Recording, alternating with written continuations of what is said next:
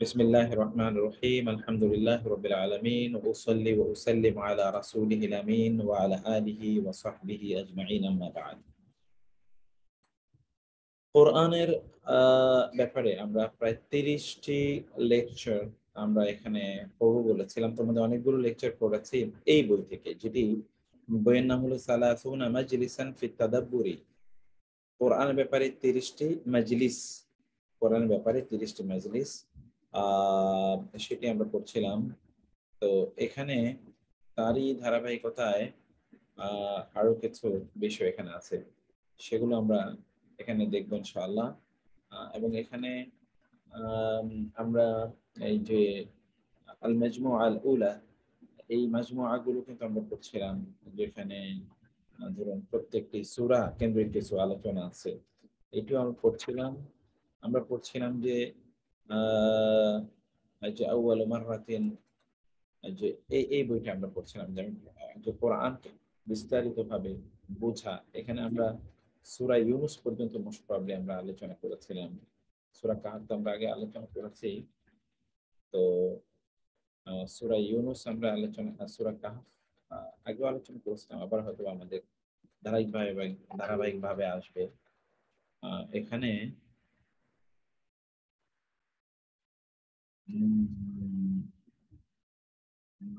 এখন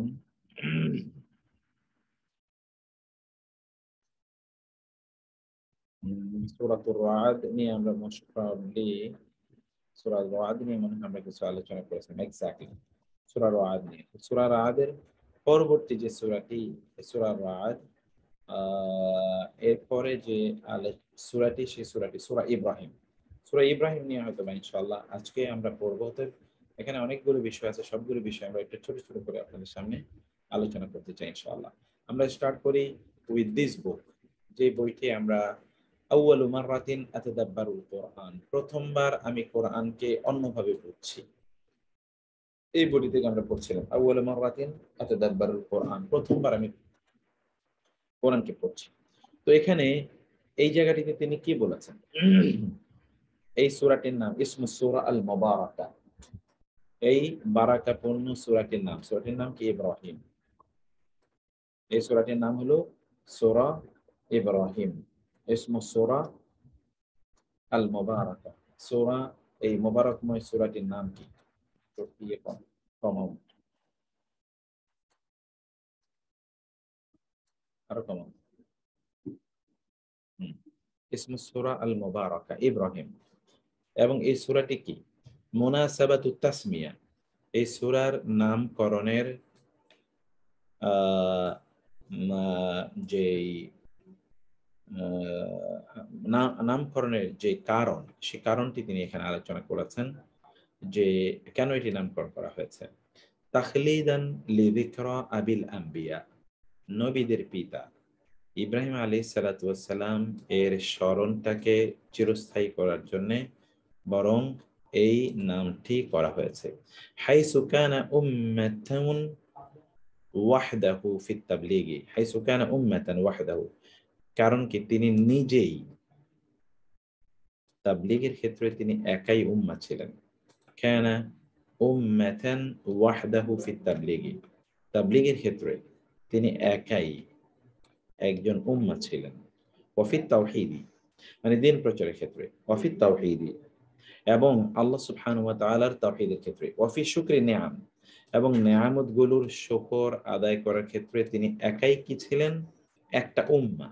এবং এটি খুবই গুরুত্বপূর্ণ যে ইব্রাহিম আলাইহিস সালাতু ওয়াস সালামকে আল্লাহ সুবহানাহু ওয়া তাআলা কেবল ইব্রাহিমকে তিনি একটি উম্মাহ হিসেবে উল্লেখ করেছেন। কেন এটি করেছেন? কারণ ইব্রাহিম আলাইহিস সালাতু ওয়াস সালাম তিনি একটি উম্মাহ, একটা জাতি যা করে, ইব্রাহিম আলাইহিস সালাম একা সেই কাজটি করেছেন। এইজন্য আল্লাহ সুবহানাহু ওয়া তাআলা ইন্না ইব্রাহিমা কানা উম্মাতান কানিতাতান লিল্লাহি কানিতান লিল্লাহি, আল্লাহ সুবহানাহু বললেন যে ইব্রাহিম নিজে একাই একটি উম্মাহ ছিলেন, কানিতান লিল্লাহি হানিফা। তো সেই জন্য ইব্রাহিম আলাইহিস সালাতু ওয়াস সালামের কথা যখন আল্লাহ সুবহানাহু ওয়া তাআলা বলেছেন, তখন ইব্রাহিম আলাইহিস সালামকে আমাদের আদর্শ হিসেবে আল্লাহ সুবহানাহু ওয়া তাআলা উপস্থাপন করেছেন। এবং ইব্রাহিম আলাইহিস সালাতু ওয়াস সালামকে আল্লাহ সুবহানাহু ওয়া তাআলা আমাদের আমাদের জন্য ইব্রাহিম আলাইহিস সালাতু ওয়াস সালামকে আল্লাহ সুবহানাহু ওয়া তাআলা বলেছেন যে তিনি যা কিছু করেছেন সবকিছুর মধ্যে আমাদের জন্য নিদর্শন রয়েছে, আমাদের জন্য আদর্শ রয়েছে, আমাদের জন্য উপদেশ রয়েছে। তার লাইফস্টাইল ফলো করার জন্য আল্লাহ তাআলা আমাদেরকে নির্দেশ প্রদান করেছেন। এখানে আপনি সেই বিষয়টি এখানে আপনি দেখতে পাবেন, বইতে সেই কথাই বলা হয়েছে। অফিস শুকরের নিয়াম তিনি কি করেছেন? তিনি এখানে আল্লাহ সুবহানাহু ওয়া দিন প্রচারের ক্ষেত্রে তিনি কি পদ্ধতি নিয়েছেন? আল্লাহর একত্ববাদ প্রতিষ্ঠা করার জন্য তিনি কি করেছেন? আল্লাহর নেয়ামতের শুকর আদায় করার জন্য তিনি কি করেছেন? এই সবগুলো বিষয় এখানে আছে। এই সূরাটির মধ্যে সবগুলো জিনিস এখানে আছে। মুওয়াফাকাতু আউয়ালি সূরাতি বিআখিরিহা। এই সূরার প্রথম অংশের সাথে শেষের অংশের যে মুওয়াফাকা, অর্থাৎ প্রথম অংশের সাথে শেষের অংশের যে মিল, এই মিলটি কিন্তু আমরা এখানে একটু খোঁজার চেষ্টা করব। বাদাআতি সূরাতু বিযিকরিল কোরআন। এই সূরাটি শুরুই করেছে কোরআনের আলোচনার মাধ্যমে। ওয়া আন্নাহু উনজিলা লিইউখরিজান নাসা মিনাজ যুলুমাতি ইলান নূর।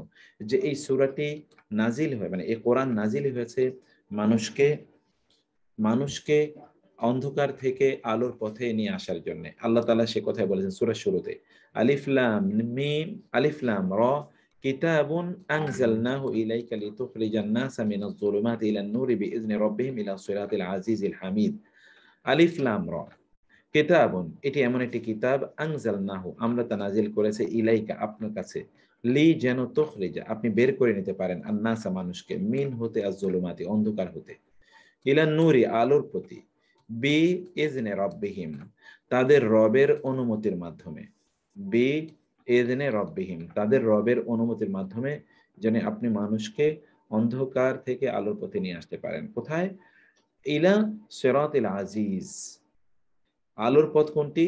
সিরাতিল আজিজিল হামিদ, সপ্রশংসিত মহাপরাক্রমশালী মহান আল্লাহ সুবহানাহু ওয়া তাআলার পথের দিকে যেন মানুষকে আহ্বান করতে পারেন, সেই উদ্দেশ্যেই আল্লাহ সুবহানাহু ওয়া তাআলা এই কিতাবকে নাজিল করেছেন। শুরু হয়েছে এই কোরআনের বর্ণনা দিয়ে, শেষও হয়েছে দেখুন ওই কোরআনের বর্ণনা দিয়েই। এবং আমরা এই সূরাটির কাছে একটু যাব, আপনাদেরকে সূরাটি দেখাবো। আল্লাহ তাআলা কি বলেন?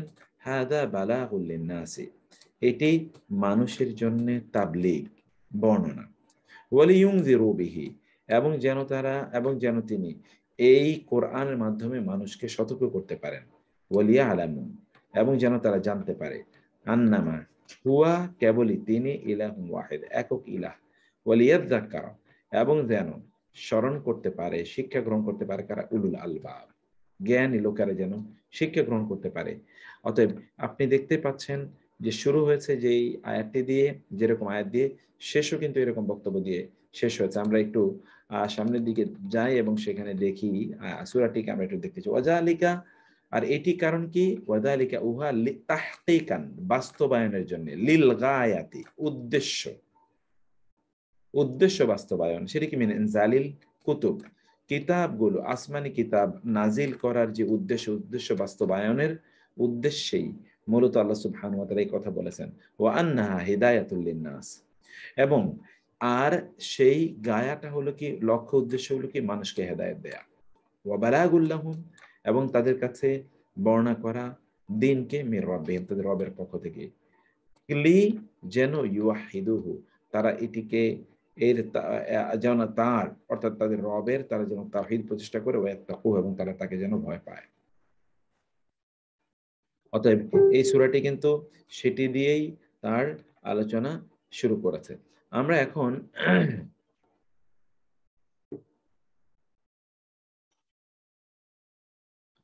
আমরা এমন একটি জিনিস ইনশাআল্লাহ এখানে আহ, আমরা আপনাদেরকে একটু দেখাতে চাই, যেখানে আল্লাহ সুবহানাহু ওয়া তাআলা তিনি আম, এই সূরাটির কাছে আমরা একটু যাই, যে সূরাটিতে এটি বলা হয়েছে, সূরাটির দিকে আমরা একটু যাই। সূরাটি একটু দেখুন, বলছিলাম হচ্ছে আহ, সূরাটি আর রাজ, সূরা ইব্রাহিম, তাই না? না, আমরা তো ঠিক আছি নাকি? আমরা তো সূরা রাদ পড়েছিলাম আগে, তাই না? সূরা ইব্রাহিমে আপনারা একটু কথা বলবেন, কমেন্ট করবেন কাইন্ডলি। আমরা তো প্রত্যেকটা সূরার যে বিশ্লেষণ করছিলাম, আমরা কোন সূরা পড়েছিলাম এর আগে? সূরা রাত পড়েছিলাম না? জি আসসালামু আলাইকুম। গতদিন তো সূরা হুদ পড়ানো হয়েছে। সূরা হুদ নাকি? জি। মায়েদা পড়ানো ছিল। না না, ওইটা তো না, মায়াদা মানে আমরা এই ক্লাসের কথা বলছি। সূরা হুদ।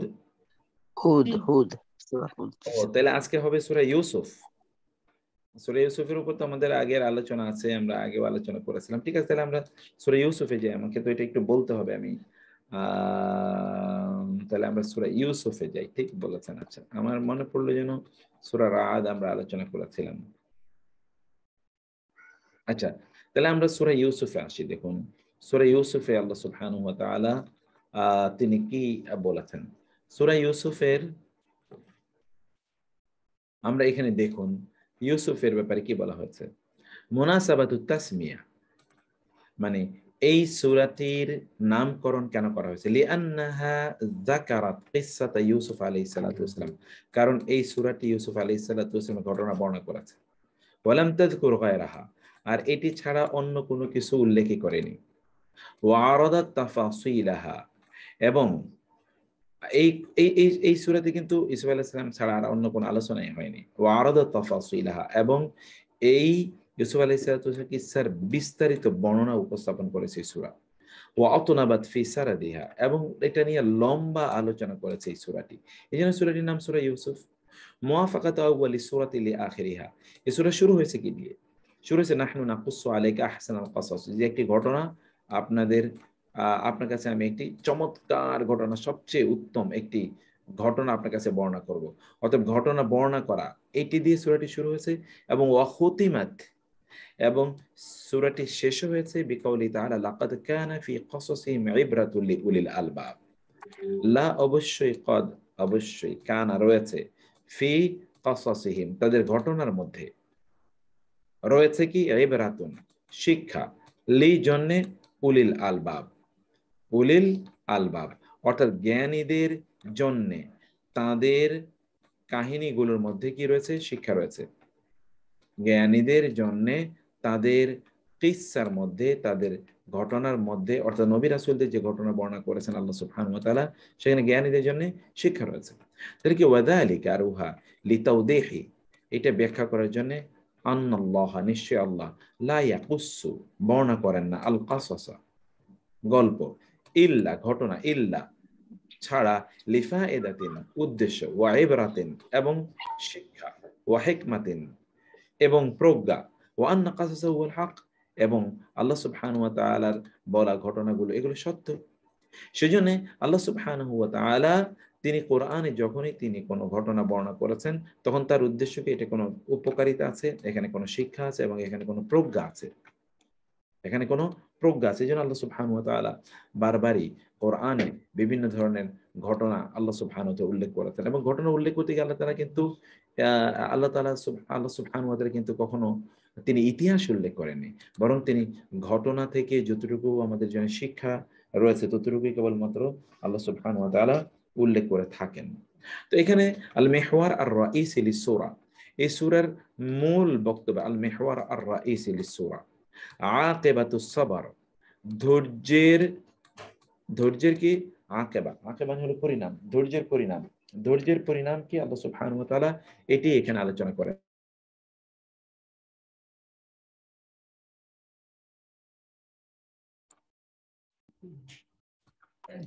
উস্তাদ যে এখানে একটা আয়াত তো বিজ্ঞানের দিকেও নিয়ে গেছে, যেমন আমাদের চোখের ক্যাটারাক্টের দিকে তো আছে একটা আয়াত, এখানে এখানে বিজ্ঞানও তো আছে। জি, আসসালামু আলাইকুম রাহমাতুল্লাহ। হ্যাঁ, জি এখানে বিজ্ঞানও আছে, কিন্তু মূল জি ঘটনাটা যেহেতু এই সূরার মধ্যে, সূরা ইউসুফের মধ্যে মূল ঘটনাটা হলো আল্লাহ সুবহানাহু ওয়া তাআলা এখানে আসলে ঘটনা বর্ণনা করেছেন। সেই জন্য এই সূরাটি শুরু হয়েছে একটি ঘটনা, যে আমি ঘটনা তো আপনাদেরকে বলছি, শেষও করেছেন আল্লাহ সুবহানাহু ওয়া তাআলা যে আমি ঘটনা বলছি, এবং মধ্যখানে ওই ঘটনাকে বর্ণনা করতে গিয়ে সেখানে বহু বৈজ্ঞানিক সেখানে বহু ম্যানেজমেন্ট, সেখানে অ্যাডমিনিস্ট্রেশন, সেখানে রাষ্ট্র পরিচালনা করা, সেখানে ডিজাস্টার ম্যানেজমেন্ট আছে, সেখানে যদি কোথাও কোনো কোনো কোনো কোনো রাষ্ট্র পরিচালনার বিষয় থাকে তাহলে কিভাবে সেটি পরিচালনা করবে ইত্যাদি অনেক কিছু কিন্তু মধ্যখানে চলে এসছে। এখানে একটা ডাক্তারি সায়েন্স দিকেও নিয়ে গেছে একটা জায়গায়, মেডিকেল, এক্স্যাক্টলি মেডিকেল সায়েন্স। হ্যাঁ, এক্স্যাক্টলি মেডিকেল সায়েন্সের কথা সেখানে আলোচনা করা আছে। কোরআন থেকেই তো নিচ্ছে মেডিকেল সায়েন্স, কোরআন থেকেই তো ইয়ে করছে। হ্যাঁ, কোরআন থেকে এসে। তো ফলে আমরা যদি এই সূরার শুরু এবং এটা একটা খুব অসাধারণ একটা জিনিস, তাহলে যে শুরু করেছেন যা দিয়ে, শেষও করেছেন তা দিয়ে, মধ্যখানে কিন্তু 1, 2, 3 এরকম অসংখ্য বিষয়ে আল্লাহ সুবহানাহু ওয়া তাআলা আলোচনা করেছেন। এটি কোরআনের অন্যতম একটা বৈশিষ্ট্য। আর এই এই এই ঘটনার মধ্যে এমন কিছু মুআজিজা আছে যে মুআজিজাগুলো সাধারণত আমরা যত ধরনের ধরুন ঘটনায় বর্ণনা করি না কেন, সেখানে কিন্তু এগুলো খুঁজে পাওয়া যায় না। এই সূরার মধ্যে যা পাওয়া যায়। এই সূরার মূল বক্তব্য কি? তাহলে যে ধৈর্যের পরিণাম, মানে কেউ যদি ধৈর্য ধারণ করে তাহলে তার পরিণাম কি হবে, তাহলে তিনি কি, এর উপর ভিত্তি করে তিনি কি প্রতিদান পাবেন সে আলোচনা করা হয়েছে। এবং সেটি আমরা বুঝতেও পারি যে ইউসুফ আলাইহিস সালাতু ওয়াস সালাম ধৈর্য ধারণের কারণে আল্লাহ সুবহানাহু ওয়া তাআলা তাকে কি পরিমাণ কি তাকে প্রদান করেছেন, কি পুরস্কার তাকে প্রদান করেছেন, সেই কথা কিন্তু এখানে এই সূরাটির প্রত্যেকটি আলোচনায় কেন্দ্র করে সেই বিষয়টি কিন্তু এখানে আল্লাহ সুবহানাহু ওয়া তাআলা আলোচনা করেছেন। তো আমরা এখন সেই বিষয়টি এখানে একটু দেখার চেষ্টা করি ইনশাআল্লাহ। আর মাওয়াদিউস সূরাতি আল মুবারাকা, এই বারাকাপূর্ণ সূরাটির আলোচ্য বিষয় কি, এখানে কি কি বিষয় আলোচনা করা হয়েছে? প্রথমত আলোচনা করা হয়েছে ইসবাতু নবুওয়াতিন নবী সাল্লাল্লাহু আলাইহি ওয়াসাল্লাম, রাসূল ইসলামের নবুয়তকে এখানে কি করা হয়েছে? প্রতিষ্ঠা করা হয়েছে। ইসবাত, প্রমাণ করা হয়েছে, রাসূল ইসলামের নবুয়তকে এখানে প্রতিষ্ঠা করা হয়েছে। নবুয়তের প্রমাণ এখানে উপস্থাপন করা হয়েছে। কারণ আল্লাহ সুবহানাহু ওয়া তাআলা ওয়াসিদকে দাওয়াতি, এবং তার দাওয়াত যে সত্য, বেএজহারি, বে মানে মাধ্যমে, এজহার প্রকাশ, তাফাসিলি বিস্তারিত, কাসাস ঘটনা গল্প, আস-সাবিকিনা পূর্ববর্তীদের, মিন ক্বাবলিহি তার পূর্বে, তার পূর্বে যারা চলে গেছে এই রকম ব্যক্তিদের ঘটনা বিস্তারিত বর্ণনা করার ক্ষেত্রে আল্লাহ সুবহানাহু ওয়া তাআলা তার রাসূলকে যে নবী হিসেবে পাঠিয়েছেন এবং তিনি যা বলছেন তা যেন সত্য বলছেন, এটি কিন্তু এর মাধ্যমে প্রমাণিত হচ্ছে। অর্থাৎ এই সূরাটি কিন্তু এই বিষয়ের প্রতি আমাদের দৃষ্টি আকর্ষণ করছে। 2 নম্বরে কি বায়ানু আকিবাতিল হাসাদ ওয়া আন্নাহু শাররুন কুল্লুহু, এখানে আল হাসাদ, হাসাদ মানে হচ্ছে হিংসা, হিংসার আকিবা পরিণাম বর্ণনা করা হয়েছে এবং বলা হয়েছে এটা পুরোটাই একটি মন্দ কাজ। পরিণামটা কি? পুরোটাই মন্দ, পরিণামটি পুরোটাই মন্দ। 3 নম্বরে কি বায়ানু আকিবাতিল ইফাতি, বায়ানু আকিবাতিল ইফাতি, অর্থাৎ চারিত্রিক শুদ্ধিতার এটার পরিণাম কি হতে পারে। এবং আল্লাহ সুবহানাহু ওয়া তাআলা ইউসুফ আলাইহিস সালাতু ওয়াস সালাম চারিত্রিক শুদ্ধতার কারণে তাকে পরবর্তীতে মিশরের সম্রাটে পরিণত করেছেন। এতেও কিন্তু আমরা দেখতে পাই চারিত্রিক শুদ্ধতার কারণে তিনি কোনো বিপদের মুখোমুখি হননি। চারিত্রিক শুদ্ধতার কারণে আল্লাহ সুবহানাহু ওয়া তাআলা তার জন্য মুজিজা স্বরূপ এমন একটি সদ্যভূমিষ্ঠ শিশুর মুখ দিয়ে তার চরিত্রের বিশুদ্ধতার কথা উচ্চারণ করেছেন এবং জানিয়েছেন। এটি কিন্তু রাসূলুল্লাহ এটি কিন্তু ইউসুফ আলাইহিস সালাতু ওয়াস সালামের চারিত্রিক শুদ্ধতার কারণে। ফলে আমরা যদি চরিত্রগতভাবে যদি আমরা সকলে যদি ভালো হই, তাহলে একই বিষয় কিন্তু আমাদের জন্য প্রযোজ্য হবে। যদি চরিত্র আমাদের ভালো থাকে, রাসূলুল্লাহ সাল্লাল্লাহু আলাইহি ওয়াসাল্লাম ইউসুফ আলাইহিস সালাতু ওয়াস সালাম সম্পর্কে ব্যাপক পরিমাণ প্রশংসা বাচক কথা বলেছেন। চতুর্থ থেকে বায়ানু আকিবাতিল কাযিব, মিথ্যার পরিণাম। ইখওয়াতু ইউসুফ, ইউসুফ আলাইহিস সালাম ভাইয়েরা তারা যে মিথ্যা বলেছে তার পরিণাম কি হয়েছে। ইমরাতুল আজিজ, আজিজের স্ত্রী, সেখানে মিশরের গভর্নরের স্ত্রী, তার পরিণতি কথাও কিন্তু তার মিথ্যা, তিনি যে মিথ্যা বলেছিলেন ইউসুফ আলাইহিস সালাতু ওয়াস সালামের ব্যাপারে, যে ইউসুফ আলাইহিস সালাম তাকে খারাপ প্রলোভন দেখিয়েছেন, এরও কিন্তু আমরা এখানে দেখতে পাই। এই বিষয় কিন্তু আমরা এখানে কথা শুনতে পাই, এই আলোচনা শুনতে পাই এই সূরার মধ্যে। 5 নম্বর কি ফদলু তাউযিলির রুইয়া, স্বপ্ন ব্যাখ্যার ফজিলত। ওয়া আন্নাহা ক্বাদ ইয়ারাহা আল কাফিরু, যে স্বপ্ন কিন্তু কাফেরও দেখতে পারে। যেমন আজিজ মিসর, তিনি কিন্তু স্বপ্ন দেখেছেন, মিশরের গভর্নর।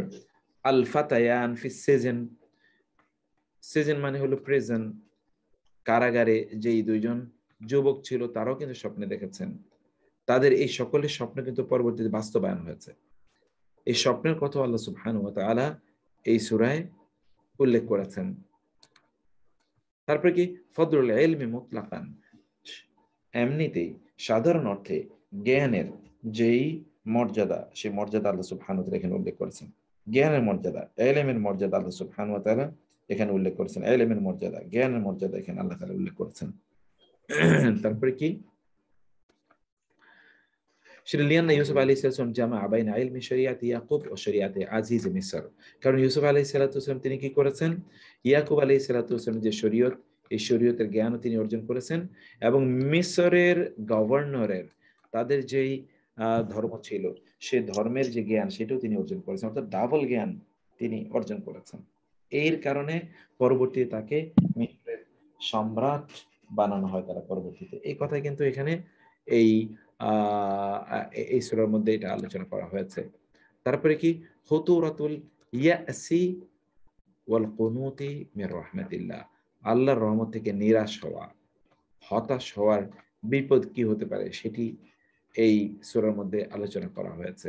আল বালাউ সুন্নাতুন মাদিয়াতুন তুসিবুল আম্বিয়া ওয়া আতবাইহিম। আল বালা, বিপদ আপদ, এটা সুন্নাতুন মাদিয়া, এটি একটি কি অব্যাহত আবহমান কাল ধরে চলে আসা একটি সুন্নাহ। তুসিবু আল আম্বিয়া, এই বিপদ আপদ আঘাত করে নবীদেরকে, ওয়া আতবাইহিম, এবং তাদের অনুসারীদেরকেও, নবীদেরকে এবং অনুসারীদেরকে। অতএব কেউ কিন্তু বিপদ মুক্ত নয়, সবাইকে আল্লাহ সুবহানাহু ওয়া তাআলা পরীক্ষা করেন। এই পরীক্ষার মাধ্যমে আল্লাহ সুবহানাহু ওয়া তাআলা দেখে নিতে চান কার আল্লাহর প্রতি বিশ্বাসী এবং কার বিশ্বাসী নয়। অতএব কোন একজন ব্যক্তি যদি আল্লাহ থেকে নিরাশ হয়ে যায়, আল্লাহর রহমত থেকে, তাহলে সেই ব্যক্তি কি হবে, তাইলে সেই ব্যক্তি বিপদে পড়বে দুনিয়াতে এবং আখিরাতে। নবম হলো ফদলুল আফওয়ি ওয়া আন্নাহু মিন শিয়ামিস সালিহিন, যে ক্ষমা করার মর্যাদা কি, এবং এটি কিন্তু সালফে সালিহিন, দিনদার আল্লাহওয়ালা লোকদের এটি হলো শিয়াম। শিয়াম মানে তাদের চরিত্র। দশম কি আল্লাহু গালিবুন আলা আমরিহি, আল্লাহ সুবহানাহু ওয়া তাআলা তার সিদ্ধান্তের ব্যাপারে আল্লাহ সুবহানাহু ওয়া তাআলা বিজয়ী, তিনি যা সিদ্ধান্ত নেন তাই তিনি করেন। মামা আরাদাল মাখলুকু আমরান আখারা, যদিও সৃষ্টি অন্য কোন জিনিসের প্রতি তাদের আগ্রহ থাকে, উৎসাহ থাকে, কিন্তু আল্লাহ সুবহানাহু ওয়া তাআলা তিনি যা সিদ্ধান্ত নেন তাই ঘটে, এবং এই ক্ষেত্রে তিনি কখনোই পরাজিত বা পরাভূত হন না, যদি মানুষ ভিন্ন কিছু চাইতেও পারে। ফাওয়ায়েদ ওয়া লাতাইফ হাওলা সূরাতুল মুবারাক, এই সূরা, পবিত্র সূরাটির ব্যাপারে কিছু এখানে কিছু সূক্ষ্ম বিষয় এবং এখান থেকে কিছু শিক্ষার উপকরণ আলোচনা করা হয়েছে। সেটি কি?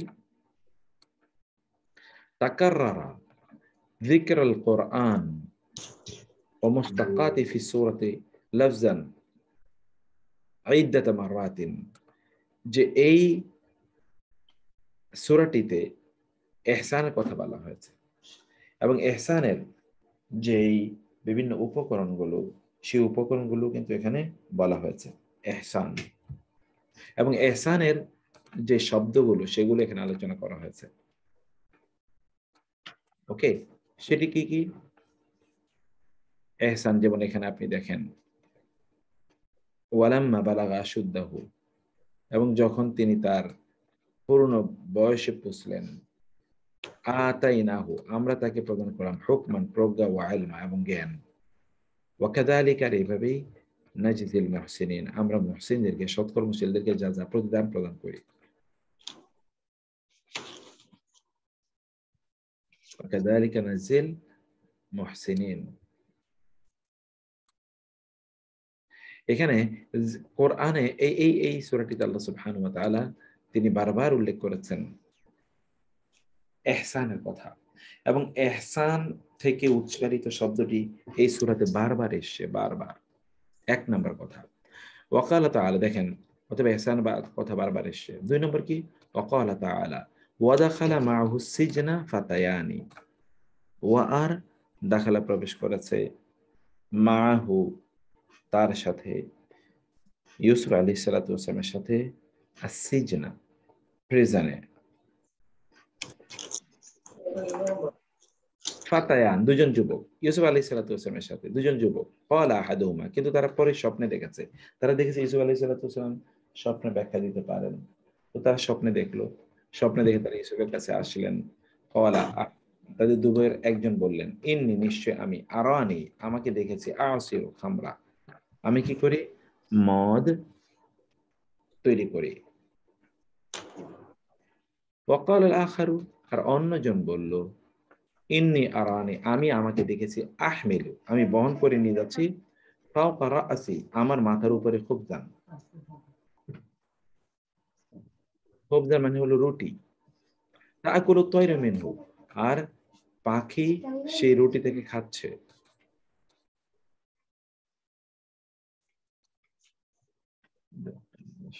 তাকুলু তায়রু মিনহু, নাব্বিনা বিতাউবিলিহি, নাব্বি সংবাদ দিন না আমাকে, বিতাউবিলিহি, এর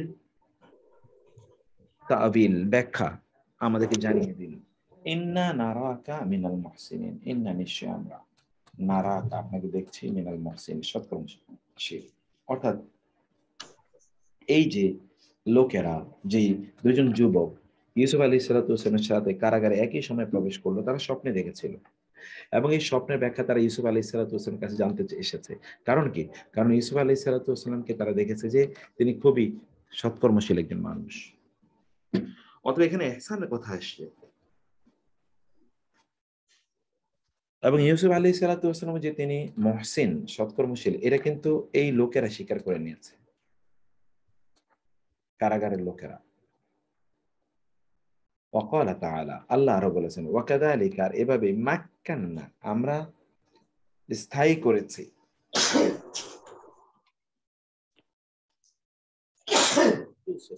ইউসুফের জন্য, ফিল আরদি, জমিনের মধ্যে, ইউসুফকে আমরা সুপ্রতিষ্ঠিত করেছি, ইয়াতাবাওয়াউ, তিনি ঘুরে বেড়াতে পারেন, মিনহা, তা থেকে, হাইসু, যেখানে আশাউ, তিনি চান, মুসিবু, আমরা প্রদান করি, রহমাতিনা, আমাদের অনুগ্রহ, মান নাশাউ, যাকে চাই, ওয়ালা নুযিউ, কিন্তু আমরা ক্ষতিগ্রস্ত বা নষ্ট করি না, আজরুল মুহসিনিন, সৎকর্মশীলদের তাদের প্রতিদান আমরা নষ্ট করে দিই, তারা তাদের প্রতিদান পাবেই।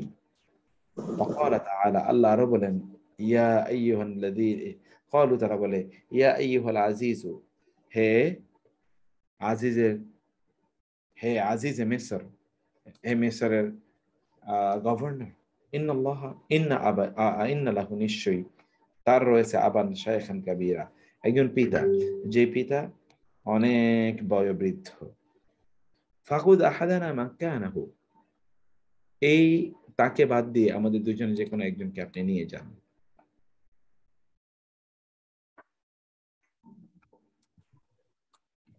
ইন্না নারাকা মিনাল মুহসিনিন, আমরা তো আপনাকে সৎকর্মশীল হিসেবে দেখতে পাচ্ছি। আচ্ছা, কেউ কেউ বলতে পারেন ঘটনাটা কি, কোন প্রেক্ষাপটে কথাটি এসছে, একজন বলেন তো।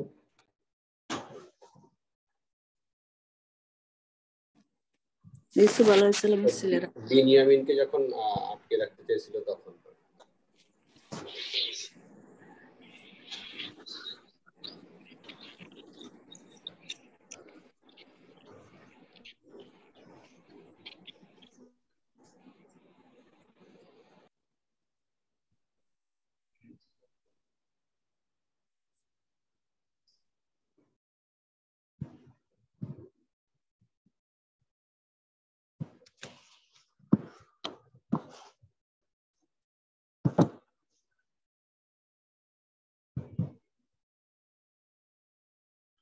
ইউসুফ আলাইহিস সালাতু ওয়াস সালাম যখন তার ভাইকে নিয়ে মিশরে যান,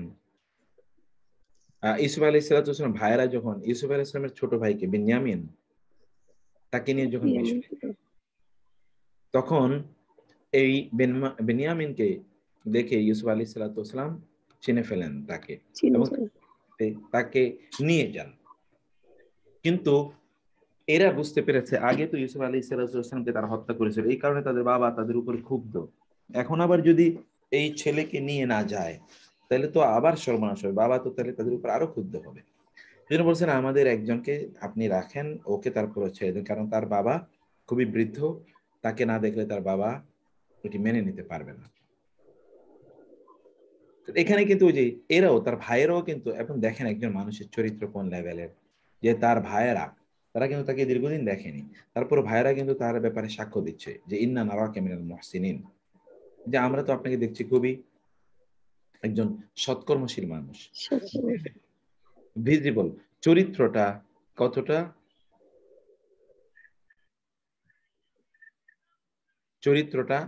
কতটা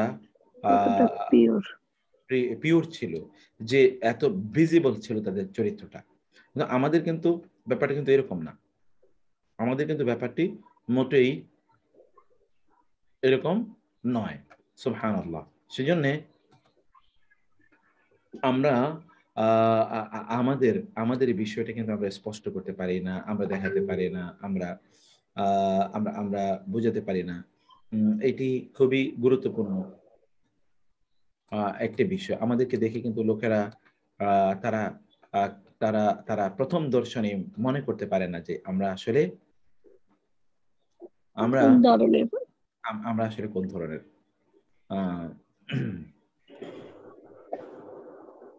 তো যাই হোক, আমরা সেই বিষয়টি এখানে আমরা একটু বলার চেষ্টা করছি আর কি ইনশাআল্লাহ। যে ইউসুফ আলাইহিস সালাতু ওয়াস সালামের চরিত্র তিনি যেটা ধারণ করেছেন, আমরা মুসলিম হিসেবে আল্লাহ তাআলা কেন এই ঘটনা আমাদেরকে উল্লেখ করছেন এটাও বোঝা দরকার। যাই হোক, ওয়াকালা তাআলা, আল্লাহ আরো বলেছেন যে এখানে ইহসান মানে পুরো সূরাটি জুড়ে ইহসান আলোচনা আছে। ক্বালু, তারা বলল, ইন্নাকা লা আনতা ইউসুফ, মানে কি ইন্না নিশ্চয়ই, কা আপনি, লা অবশ্যই, আনতা আপনি, ইউসুফ আপনি কি ইউসুফ? ক্বালা, ইউসুফ বললেন, আনা ইউসুফ, হ্যাঁ আমি ইউসুফ, ওয়াহাদার এ হচ্ছে আখি আমার ভাই, কদ অবশ্যই, মান্না অনুগ্রহ করেছেন আল্লাহ আলাইনা আমাদের উপর, ইন্নাহু নিশ্চয়ই, মান যে ইয়াত্তাকি আল্লাহকে ভয় করে, ওয়াসবির ধৈর্য ধারণ করে, তবে ইন্না নিশ্চয়ই আল্লাহ লা ইউদিউ ধ্বংস করেন না, আজরা প্রতিদান আল মুহসিনিন সৎকর্মশীলদের, আল্লাহ সৎকর্মশীলদের প্রতিদান ধ্বংস করেন না, আল্লাহ সৎকর্মশীলদের প্রতিদান ধ্বংস করেন। এই জায়গাটিতে আমরা কি বুঝতে পেরেছি?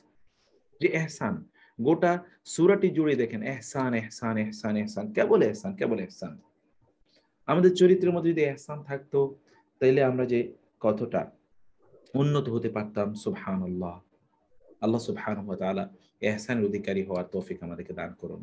ওয়া তাকাররাল ইহসানু মুআমালাতান মিন ইউসুফ ইদ্দাতা মাররাতিন, ইউসুফ আলাইহিস সালাতু ওয়াস সালামের তার আচরণ থেকে ইহসানের ইস্যুটা বারবার আমাদের সামনে চলে আসে, যে তিনি কি পরিমাণে ইহসান করেছেন তিনি।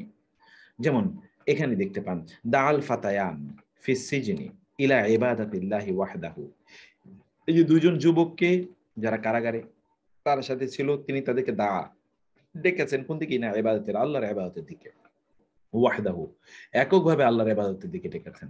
ওয়ালাম ইয়াকতাফি বিতাউইলি রুইয়া, কেবলমাত্র তাদের রুইয়া মানে তাদের এই স্বপ্ন ব্যাখ্যা করে তিনি ক্ষান্ত হননি, কেবল স্বপ্ন ব্যাখ্যা করেই তিনি ক্ষান্ত হননি। ওয়ালাম ইয়াকতাফি, এবং তিনি ক্ষান্ত হননি বিতাউইলি রুইয়া আজিজ মিসর, মিসরের রাষ্ট্রপ্রধানের বা সেখানকার গভর্নরের স্বপ্ন ব্যাখ্যা করেই তিনি ক্ষান্ত থাকেননি। বাল যাদাহু বিশাইইন মিন ইনদিহি, বরং সেখানে তিনি আরো কিছু কথা বলেছেন। সেটা কি বলেছেন? তিনি বলেছেন যে আপনারা আমাকে দায়িত্ব দেন, আমি তাইলে এটাকে সুচারুরূপে সম্পাদন করব, আমার বিরুদ্ধে যে অভিযোগ ছিল এগুলো সব মিথ্যা, এরকম অনেকগুলো বিষয় তিনি সেখানে আলোচনা করেছেন।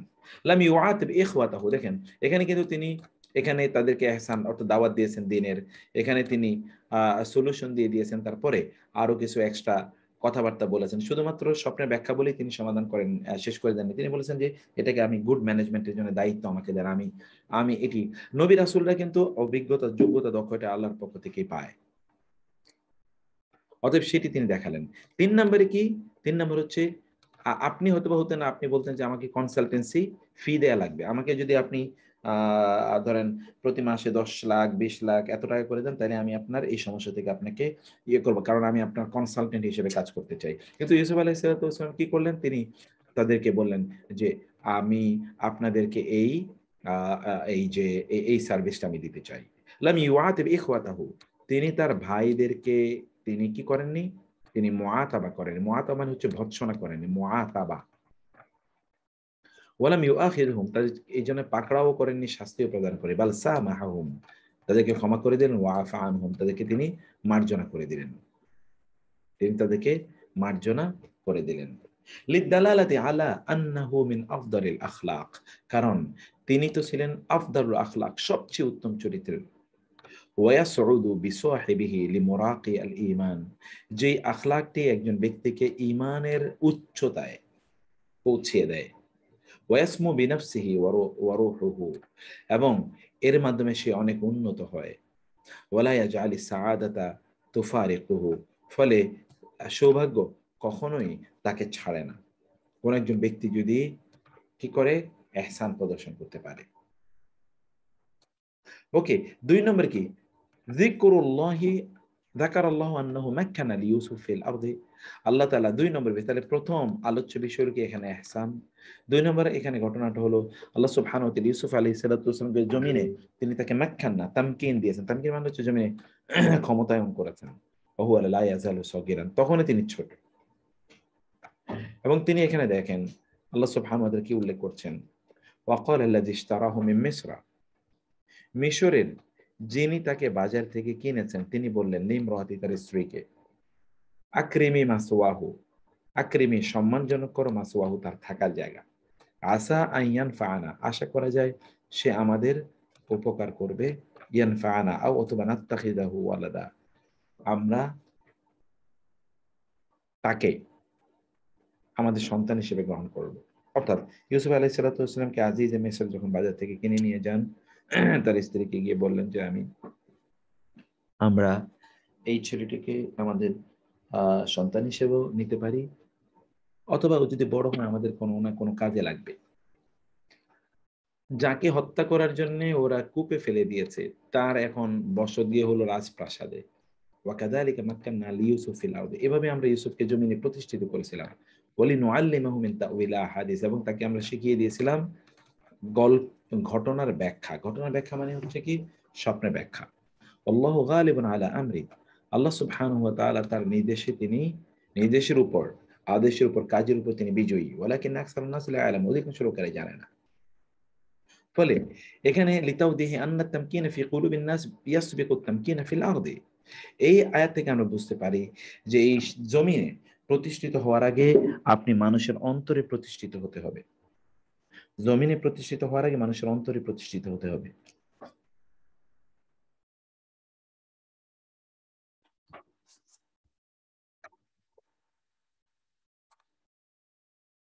আপনি জমিনে প্রতিষ্ঠিত না, মানুষের অন্তরে, আপনি মানুষের অন্তরে প্রতিষ্ঠিত না, জমিনে প্রতিষ্ঠিত আপনি বেশি দিন থাকতে পারবেন না, আপনাকে ছুঁড়ে ফেলে দেওয়া হবে।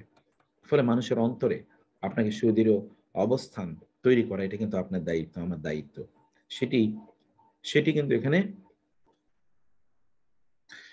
এখানে ইয়ে করা হয়েছে, সেই জায়গাটি এখানে উল্লেখ করা হয়েছে এখানে। আমাদেরও কাজ কিন্তু এটা। আমরা কিন্তু অনেক সময় ধরুন ওই ক্ষমতা, ওইটা সেটা ইত্যাদি আমরা কামনা করি, কিন্তু এগুলোর পাওয়ার পূর্বে যে মানুষের অন্তরে আমাদের একটা অবস্থান তৈরি করবো, সেই কাজটা কিন্তু আমরা করি না। 3 নম্বরে ইউসুফ আলাইহিস সালাতু ওয়াসালাম তিনি কি করেছেন, মানুষের অন্তরে তিনি আসলে স্থান করে নিয়েছিলেন। ইসতাকদামা ইউসুফ আলাইহিস সালাম হাব্বাহুল্লাহু মিন তাউইলি আর-রুইয়া ফি দাওয়াতি ইলাল্লাহ। ইউসুফ আলাইহিস সালাতু ওয়াসালাম তার যে একটা যোগ্যতা ছিল, সেই যোগ্যতাটা কি, আল্লাহ সুবহানাহু ওয়া তাআলা তাকে মানুষের স্বপ্ন ব্যাখ্যা করার ক্ষমতা দিয়েছেন, কিন্তু এটাকে তিনি কাজে লাগিয়েছেন মানুষকে দ্বীনের প্রতি দাওয়াত দেওয়ার জন্য। ওয়ালাইসা লিমাকাসিবা দুনুবিয়া, দুনিয়া অর্জনই তার একমাত্র উদ্দেশ্য ছিল না।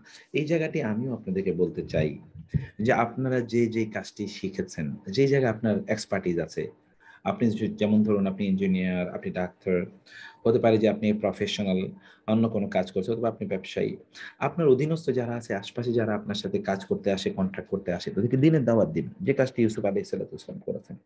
এই কাজটি আপনারাও করুন, টেক দিস অপরচুনিটি। যেমন আমাদের সিস্টারদের মধ্যে অনেকে আছেন, আমাদের এখানে ফজিলাতুন্নেসা আপা আছেন। আপনি কি দেশে এসেছেন নাকি সিঙ্গাপুরে এখনো?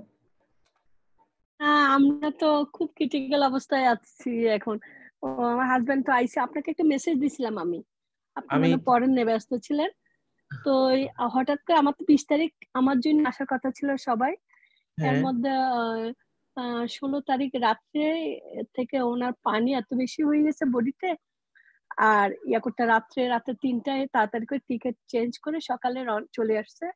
আসার সাথে সাথে আইসিইউতে যে ঢুকাইছে, এখনো আইসিইউতে।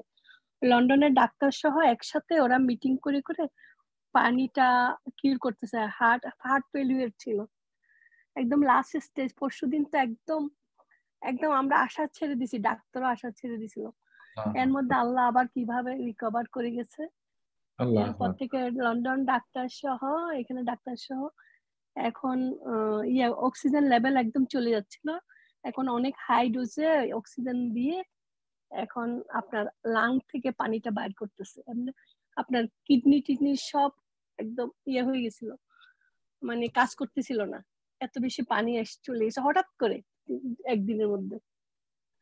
তো আল্লাহ এখন আইসিইউতে আছে। আর আমার যে 22 তারিখ অপারেশনের কথা ছিল, আমার হয়ে গেছে আমার লাং ইনফেকশন। এখন আমাকে আবার লাংয়ের ট্রিটমেন্ট চলতেছে আমার। আমি হোটেলে আছি, আমরা সবাই যে যেখানেই ছিল ওইখান থেকে আমরা সবাই চলে আসছি। আল্লাহ নিয়ে আসছে কেমন।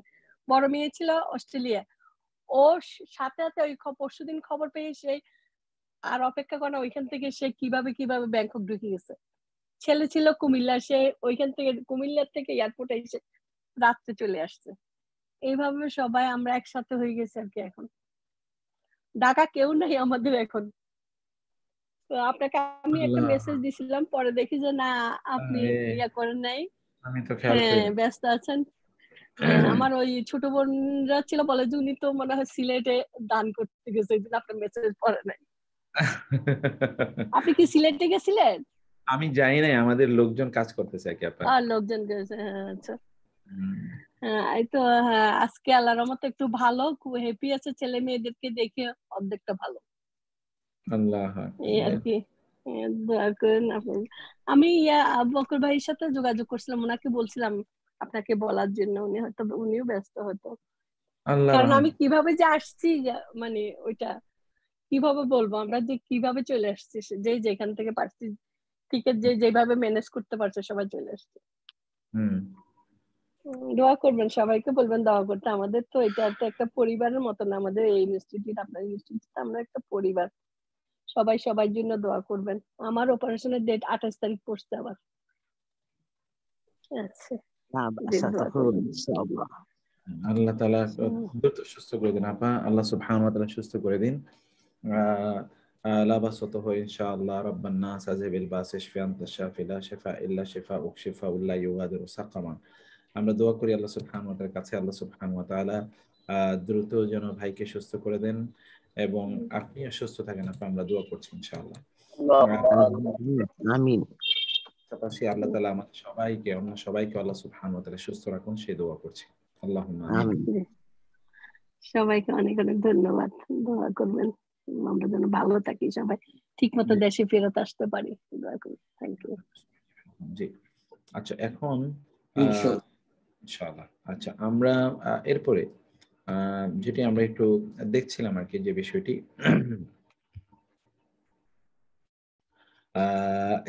এখানে ইউসুফ আলাইহিস সালাতু ওয়াস সালামের তারপরে এখানে এটা যদি আপনারা পড়েন, তাহলে আপনাদের ইউসুফ আলাইহিস সালাতু ওয়াস সালামের এই যে এই সূরাটির অর্থ আপনাদের কাছে স্পষ্ট হয়ে যাবে।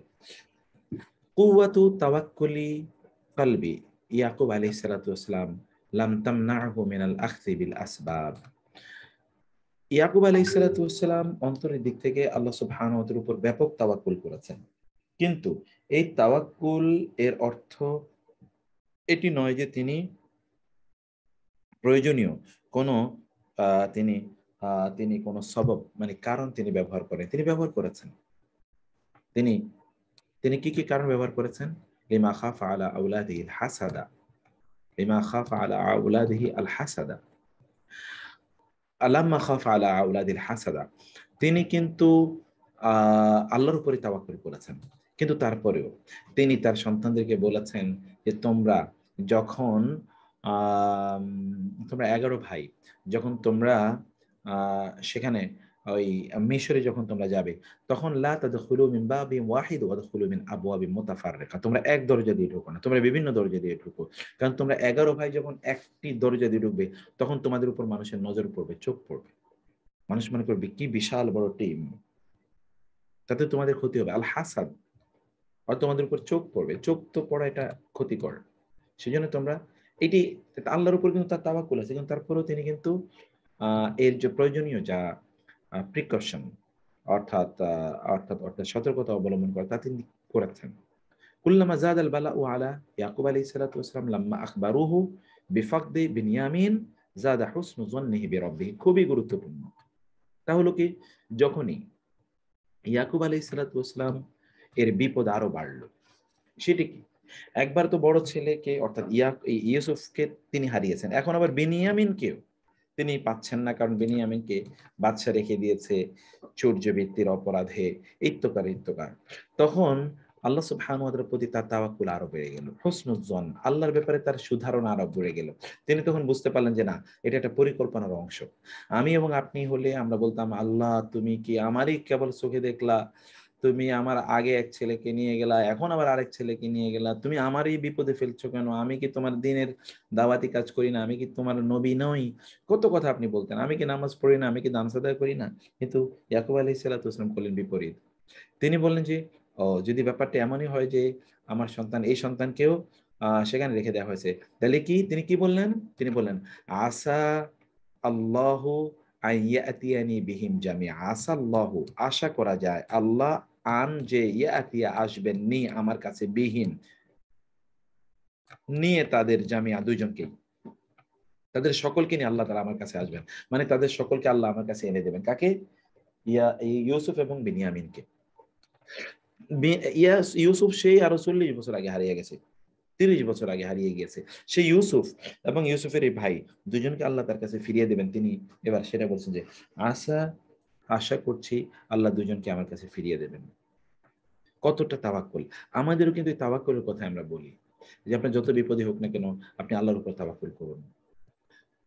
ষষ্ঠত, ক্বালা তাআলা, আল্লাহ বলেছেন, ওয়া ক্বালা নিসওয়াতুন ফিল মাদিনাতি, শহরের একদল নারী তারা বলল, ইমরাতুল আজিজ তুরাওয়িদু ফাতাহা আন নাফসি, ইমরাতুল আজিজ, আজিজের স্ত্রী, গভর্নরের স্ত্রী, তুরাওয়িদু প্রলোভন দেখাচ্ছে, ফাতাহা তার বাসায় লালিত পালিত হওয়া যুবকটিকে, আন নাফসিহি তার প্রসঙ্গে, তাকে প্রলোভন দেখাচ্ছে, তাকে ইয়ে থেকে বিচ্যুত করার চেষ্টা করছে।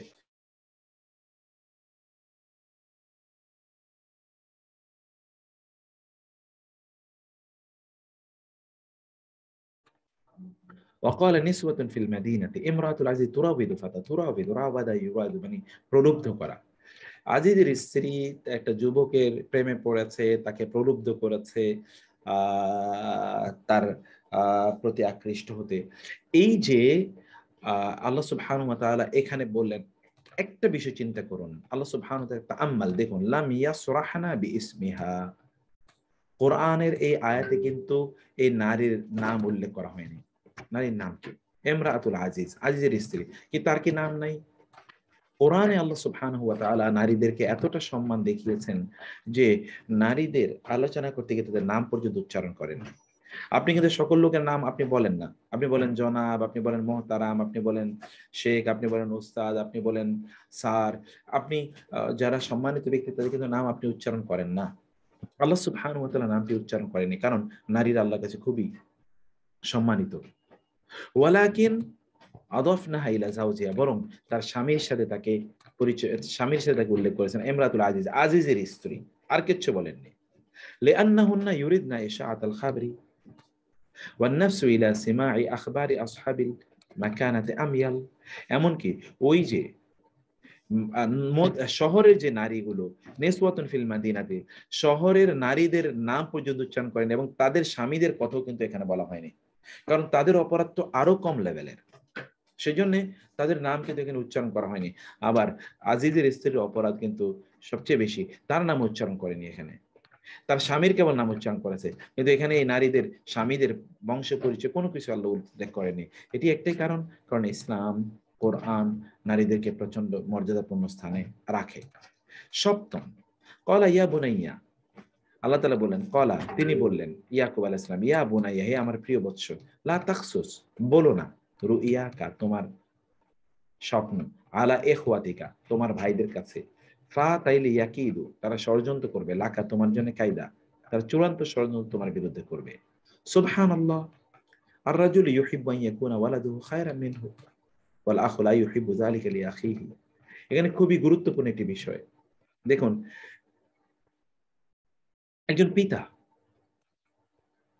পিতা চান তার সন্তান তার চেয়ে অনেক বড় হোক। আপনারা এটা জানেন যে পৃথিবীতে দুজন মানুষ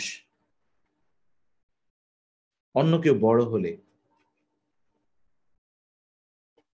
তিনি গর্বিত হন, অন্য বড় হলে তিনিও বড় ফিল করেন। একজন হচ্ছেন পিতামাতা, আরেকজন হচ্ছেন উস্তাজ। পিতামাতা সন্তানরা যদি অনেক বড় হয়, পিতামাতার চেয়ে অনেক বড় হয়, তাদের কখনো হিংসা লাগে না, বরং তারা গর্বিত হন, আমার চেয়ে বড় হয়েছে আমার সন্তান। উস্তাজরা তাদের চেয়ে অনেক বড় যদি তাদের ইয়েরা হন, তাদের শিক্ষার্থীরা হন, তাহলে তারা কখনো অহংকার করেন না, তারা বলেন আমার ছাত্র আমার চেয়ে বড় হয়েছে। এটি তাদের জন্য অহংকার বা মর্যাদা। এখানে ইয়াকুব আলাইহিস সালাম তার সন্তানকে বললেন, তোমার ভাইদেরকে তোমার গল্পটা বলো না, তাহলে তারা তোমার বিরুদ্ধে ষড়যন্ত্র করবে। তিনি জানেন যে তার সন্তান নবী হবে, অতএব তার সেফটির জন্য তিনি যথাযথ উপদেশ দিয়েছেন। কারণ ভাইয়ের বিরুদ্ধে হিংসা করতেই পারে, এবং তাই হয়েছে এই ক্ষেত্রে। আল্লাহ সুবহানাহু ওয়া তাআলা বলেন, অষ্টম এখানকার শিক্ষক কি, শিখে ওয়াস্তাবাকাল বাবা, এই দুইজন তারা ইমরাতুল আজিজ এবং ইউসুফ দুজনেই দরজার দিকে দৌড় দিল। ওয়াকাদ্দাত কামিসাহু, ওয়াকাদ্দাত এবং তিনি ছিঁড়ে ফেললেন, কামিসাহু ইউসুফের কামিজ জামা, মিন দুবরির পিছন দিক থেকে, ওয়া আলফায়া এবং দুজনে পেল সাইয়েদাহা তার স্বামীকে লাদাল বাব দরজার কাছে। আপনি জানেন ঘটনাটি, ইউসুফ আলাইহিস সালাম দৌড় দিচ্ছেন পালানোর জন্য, আর ইমরাতুল আজিজ তাকে ধরার জন্য তার পিছনে ধাওয়া করছেন। যখন ধরতে পারলেন তখন তার জামা ধরে টান দিলেন, জামা পিছন থেকে ছিঁড়ে গেল, দরজা ঠাস ঠাস করে খুলে গেল। কে দরজা খুললো? এতগুলো দরজা কে খুলেছে? ইউসুফ আলাইহিস সালাম তো দরজা গিয়ে খোলেন নাই, দরজা অটোমেটিক্যালি, কারণ তিনি তার চরিত্র রক্ষার জন্য তিনি দৌড় দিয়েছেন। আল্লাহ সুবহানাহু ওয়া তাআলার পক্ষ থেকে ফেরেশতারা তার জন্য দরজাগুলো খুলে দিয়েছে। দরজার সামনে গিয়ে পাওয়া গেলে স্বামীকে। তখন এ নারী হঠাৎ করে গল্প বানালো এবং সেই গল্প বলল। এখানে মৌলিক বিষয় কি? আল্লাহ তাআলা বলেন সাইয়্যিদাহুমা, এটা বলেন আল্লাহ, ওয়া আলফায়া সাইয়্যিদাহা, তার সাইয়্যিদকে তিনি সেখানে বলেন। আল্লাহ সুবহানাহু ওয়া তাআলা কিন্তু এটা বলেননি ওয়া আলফায়া সাইয়্যিদাহুমা, কারণ ইউসুফ আলাইহিস সালাম তিনি ছিলেন মুসলিম আর আজিজ ছিলেন কাফের। অতএব কখনোই একজন কাফের একজন মুসলিমের সাইয়্যিদ কখনোই হতে পারে না। একজন মুসলিম একজন কাফের সাইয়্যিদ কখনোই হতে পারে না। এই জন্য কেবলমাত্র আল্লাহ বলেন সাইয়্যিদাহা, তার সাইয়্যিদকে। এখন এখানে সাইয়্যিদ বলতে আমরা তার স্বামী অথবা তার নেতা বা তার যে এই যে তার কি বলবো, তার যে তার সবচেয়ে সম্মানিত ব্যক্তিকে সেখানে গিয়ে তিনি পেয়েছেন। নবম, এখানে আমরা কি দেখতে পাই ইয়েতে, তলবুল আফু মিনাশ শাবাব, যুবকদের কাছ থেকে ক্ষমা পাওয়া, আসহালু মিনহু ইনদা শুয়ুখ, মানে বৃদ্ধদের কাছ থেকে ক্ষমা পাওয়ার চেয়ে যুবকদের কাছ থেকে ক্ষমা পাওয়া খুবই সহজ। বৃদ্ধরা কিন্তু এত তাড়াতাড়ি ক্ষমা করে না, যুবকরা দ্রুত ক্ষমা করে দেয়। এটা কোথায় পেলাম? আলাম তারা ইলা ইউসুফ লাম্মা তালাবা মিনহু ইখওয়াতুহু আন ইয়াফু আনহুম, আপনি দেখতে পাবেন যখন ইউসুফের ভাইয়েরা তার কাছ থেকে ক্ষমা চাইলো, তখন তিনি বলেন লা তাসরিবা আলাইকুমুল ইয়াউম, আজ তোমাদের থেকে কোনো কি নাই, কোনো প্রতিশোধ নাই। আজ লা তাসরিবা, কোনো প্রতিশোধ নাই তোমাদের উপর আজ। কিন্তু যখন তারা ইয়াকুবের কাছে ক্ষমা চাইলো, ইয়াকুব তখন কি বলেন? সাউফা আস্তাগফিরু লাকুম রাব্বি, আচ্ছা ঠিক আছে, তোমাদের ব্যাপারে আল্লাহর কাছে ক্ষমা চাইবো নি, তোমাদের ব্যাপারে আল্লাহর কাছে ক্ষমা চেয়ে নেবনি। ক্বালা তাআলা, আল্লাহ তাআলা বলেছেন। দশম, ওয়াকাদ আহসানা বি ইদ আখরাজানি মিনাস সিজনি ওয়া জাআ বিকুম মিনাল বাদুই। ওয়াকাদ ইউসুফ আলাইহিস সালাম বললেন ওয়াকাদ, আর অবশ্যই আহসানা, আল্লাহ ইহসান করেছেন বি আমার প্রতি, ইজ যখন আখরাজানি তিনি আমাকে বের করেছেন মিনাস সিজনি কারাগার থেকে, ওয়া জাআ বিকুম এবং তোমাদেরকে নিয়ে এসেছেন মিনাল বাদুই। বাদুই মানে হলো বেদুইন যেটাকে আমরা বলি, অর্থাৎ গ্রাম থেকে তোমাদেরকে আমার কাছে নিয়ে আসলেন। এখানে একবার চিন্তা করে দেখুন তো আল্লাহ তাআলা কি বলেছে, আন্নাহু লাম ইয়াযকুর ইখরাজাহু মিনাল জুব্বি, তিনি কিন্তু ভাইদের সামনে ভাইদেরকে অপমানিত। আপনি যেমন আপনি কি করেন, আপনি ধরেন আপনি অতীতে ভাইয়েরা তাকে হত্যা করার পরিকল্পনা করেছে, এগুলো কিন্তু আপনি সব বিস্তারিত বলতেন। ইউসুফ আলাইহিস সালাম খুব সচেতনতার সাথে এই শব্দটাই উল্লেখ করেননি। তিনি বলেছেন যে যখন সবাই তার সামনে চলে আসলো, ভাইয়েরা, বাবা, মা এবং এবং সবাই যখন ফিলিস্তিন থেকে তার কাছে চলে আসলো, তখন তিনি আল্লাহর শুকর আদায় করলেন সবার জন্য। এভাবে বললেন আল্লাহর জন্য প্রশংসা যখন তিনি আমাকে কারাগার থেকে বের করেছেন। তিনি কিন্তু বলেন নাই যে আল্লাহ আমাকে ওই যে কুয়া থেকে রক্ষা করেছেন, যে কূপে তোমরা আমাকে ফেলে দিয়েছিলে হত্যা করার জন্য, ওই শব্দই উচ্চারণ করেননি। কারণ এটা একটা কি আনন্দঘন মুহূর্ত। এই মুহূর্তে তিনি অতীতের ক্ষত উল্লেখ করে সবার মাঝে একটা বিব্রতকর পরিস্থিতি তৈরি করতে চাননি। তাওবীখান লিআন্না ফি যিকরি তাওবীখান ওয়া তাকরিআন লিইখওয়াতি, কারণ এই আলোচনা, ওই তারা তাকে হত্যার জন্য কূপে নিক্ষেপ করেছিল, তিনি আল্লাহর প্রশংসা আলোচনা করতে গিয়ে, যেমন আমরা করি যে তুমি ভাই আমার বিরুদ্ধে অনেক ষড়যন্ত্র করেছিল, আল্লাহ আমাকে বাঁচাইছেন, আরে আমি মরেই যেতাম। অথবা আপনার সাথে এখন তার ভালো সম্পর্ক, মাঝে মাঝে আপনি এই কথা তাকে বলেন। এটি তার মহান চরিত্রের একটা দিক, এই জিনিসটি তার মহান চরিত্রের একটা দিক। এই সূরা ইউসুফে এই আলোচনাগুলো, এখানে লম্বা করে আলোচনাগুলো আছে, আপনারা সূরা ইউসুফকে একটু ভালো করে পড়ার চেষ্টা করবেন ইনশাআল্লাহ। এই কেন্দ্রে কোনো প্রশ্ন থাকলে আমরা প্রশ্নের উত্তর দেব 1-2 মিনিট, তারপর আমরা অন্য বইটাতে যাব ইনশাআল্লাহ। Any question?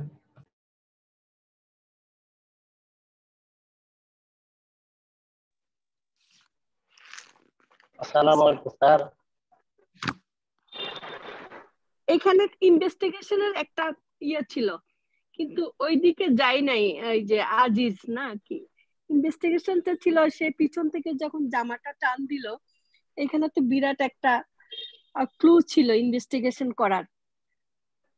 ওইটা করা নিশ্চয়ই, এটা জানার পরও সম্মান রক্ষাতে এই জেলে দেওয়া হয়েছে, আমার আমার মনে হচ্ছে এটা। এক্স্যাক্টলি, কথা একেবারেই ঠিক, আপনার কথা একেবারেই ঠিক। যে এখানে কারণ আমরা আগেও বলেছি যে নারীদের সম্মান কিন্তু ইসলাম প্রচন্ড গুরুত্বপূর্ণ। ফলশ্রুতিতে এখানে এই যে তিনি ইনভেস্টিগেশন করেছেন, মানে তখন তো আলোচনা হয়েছেই যে আসলে কি ঘটনাটা কি ঘটেছে, এবং তিনি কিন্তু বুঝতে পেরেছেন যে এখানে অপরাধী কিন্তু ইমরাত তার চরিত্রী, কিন্তু তিনি সেই বিষয়টি এই জায়গাগুলো এড়িয়ে গেলেন। কারণ হচ্ছে নারীদের সম্মান প্রচন্ড গুরুত্বপূর্ণ ইসলামে। তখন তো আমার ওয়াইফ তো একটা পাওয়ারফুল একটা ইয়েতে, তখন পাওয়ারফুল একটা নারী, তার অনেক ক্ষমতা তখন। জি, ওর স্ত্রীতে, আজিজের স্ত্রীতে একটা পাওয়ারফুল লেডি ছিল। হ্যাঁ, একটা পাওয়ারফুল জায়গা তো ছিলই, প্রচন্ড পাওয়ারফুল একটা জায়গা তিনি ছিলেন। একটু ওই 10টা পয়েন্টে হেডিং গুলো একটু বলে দেবেন স্যার, সবটা হেডিং করতে পারি। জি, 10টা যে পয়েন্ট আছে, পয়েন্টে হেডিং গুলো বলে দেবেন, যেটা নিয়ে ডিসকাশনটা হলো, যে 10 পয়েন্টস। সামারাইজ করে দেবেন, সবগুলো শুনতে পাই। আমি কি আবার বলবো সবগুলো? না না, সবগুলো একবার সামারাইজ করে দেবেন। প্রথমে উপরে যে 10টা পয়েন্ট আছে, ওই হেডিং গুলো জাস্ট শুধু হেডিং গুলো স্যার, শুধু হেডিং। প্রথমত হেডিং হলো যে এই সূরাতে, প্রথমত হেডিং হলো এই সূরাতে ইহসানের কথা বেশি বেশি বলা হয়েছে। ইহসান বারবার, এবং ইউসুফ আলাইহিস সালাতু ওয়াস সালামের চরিত্রের সবচেয়ে গুরুত্বপূর্ণ দিকটি হলো ইহসান। বারবার যেই গিয়েছে তারা ইহসানের কথা বলেছে। ওই যে কারাগারে যারা তার সাথে ছিল তারাও ইহসানের কথা বলেছে। আজিজ তার ইহসানের কথা বলেছে, নারীরা তার ইহসানের কথা বলেছে, তার ভাইয়েরা যখন তার কাছে এসে তখন তারা পর্যন্ত তার ইহসানের কথা বলেছে। মানে প্রথম দর্শনে প্রত্যেকেই তার আচরণের মধ্যে একটা ইহসান খুঁজে পেয়েছে, প্রত্যেকেই এখানে ইহসানের বিষয়টি আলোচনা করেছে। এবং এই ইহসানটি তিনি কিভাবে করেছেন অনেকভাবে করেছেন। যেমন কারাগারে ওদের স্বপ্নে ব্যাখ্যা করেছেন, তাদেরকে আল্লাহর দাওয়াত দিয়েছেন, এবং তিনি আজিজের স্বপ্নে ব্যাখ্যা করেছেন, তার জন্য কোনো কন্ডিশন শর্ত আরোপ করেননি। তিনি ভাইদের প্রথমে দেখেই চিনে ফেলেছেন, কিন্তু তাদের কোনো শাস্তি দেননি, তাদেরকে কোনো ধরনের কোনো মাল সম্পদ কোনো কিছু কমও দেননি, সবকিছু তিনি তাদেরকে দিয়েছেন। এহসান এরকম আরো অনেক বিষয় আছে। 2 নম্বরে আল্লাহ সুবহানাহু ওয়া তাআলা ইউসুফ আলাইহিস সালাতু ওয়াস সালামকে জমিনের ক্ষমতায়নের পূর্বে মানুষের অন্তরে তার ক্ষমতায়ন করেছেন। মানে জমিনে তিনি ক্ষমতাশীল হওয়ার পূর্বে মানুষের অন্তরে তিনি ক্ষমতাশীল হয়েছেন, মানুষের অন্তরের দখল তিনি তৈরি করেছেন। 3 নম্বরে ইউসুফ আলাইহিস সালাতু ওয়াস সালাম তার যোগ্যতাটাকে দিনের দাওয়াতের জন্য ব্যয় করেছেন, যেটা আপনি করেন। যেমন আপনি করেন, আমরা ওই যে আমাদের ফজিলাতুন্নেসা আপার কথা বলেছি, ওনার বাসার কাজের লোকদেরকেও কিন্তু উনি এই কোরআনের ক্লাসে তিনি বসান। আপনি আপনার দাওয়াতে, আপনি যে আপনার ইয়েতে আপনার চেম্বারে, সেখানে অন্যান্য জায়গায় আপনি কোরআনের কথা সেখানে আপনি বলছেন, আপনি পড়ছেন, আপনি পড়াচ্ছেন সবাইকে, আপনি নিজে বাসায় হালাকা অলরেডি শুরু করেছেন, ক্লাস শুরু করেছেন। এইটা হলো আপনার যোগ্যতাটাকে, আপনার যা আছে এই সার্কেলে আপনি দিনের দাওয়াতের কাজগুলো করে দেয়া। শুধুমাত্র এই পেশাটাকে আপনি আপনার দুনিয়া অর্জনের জন্য ব্যবহার না করা।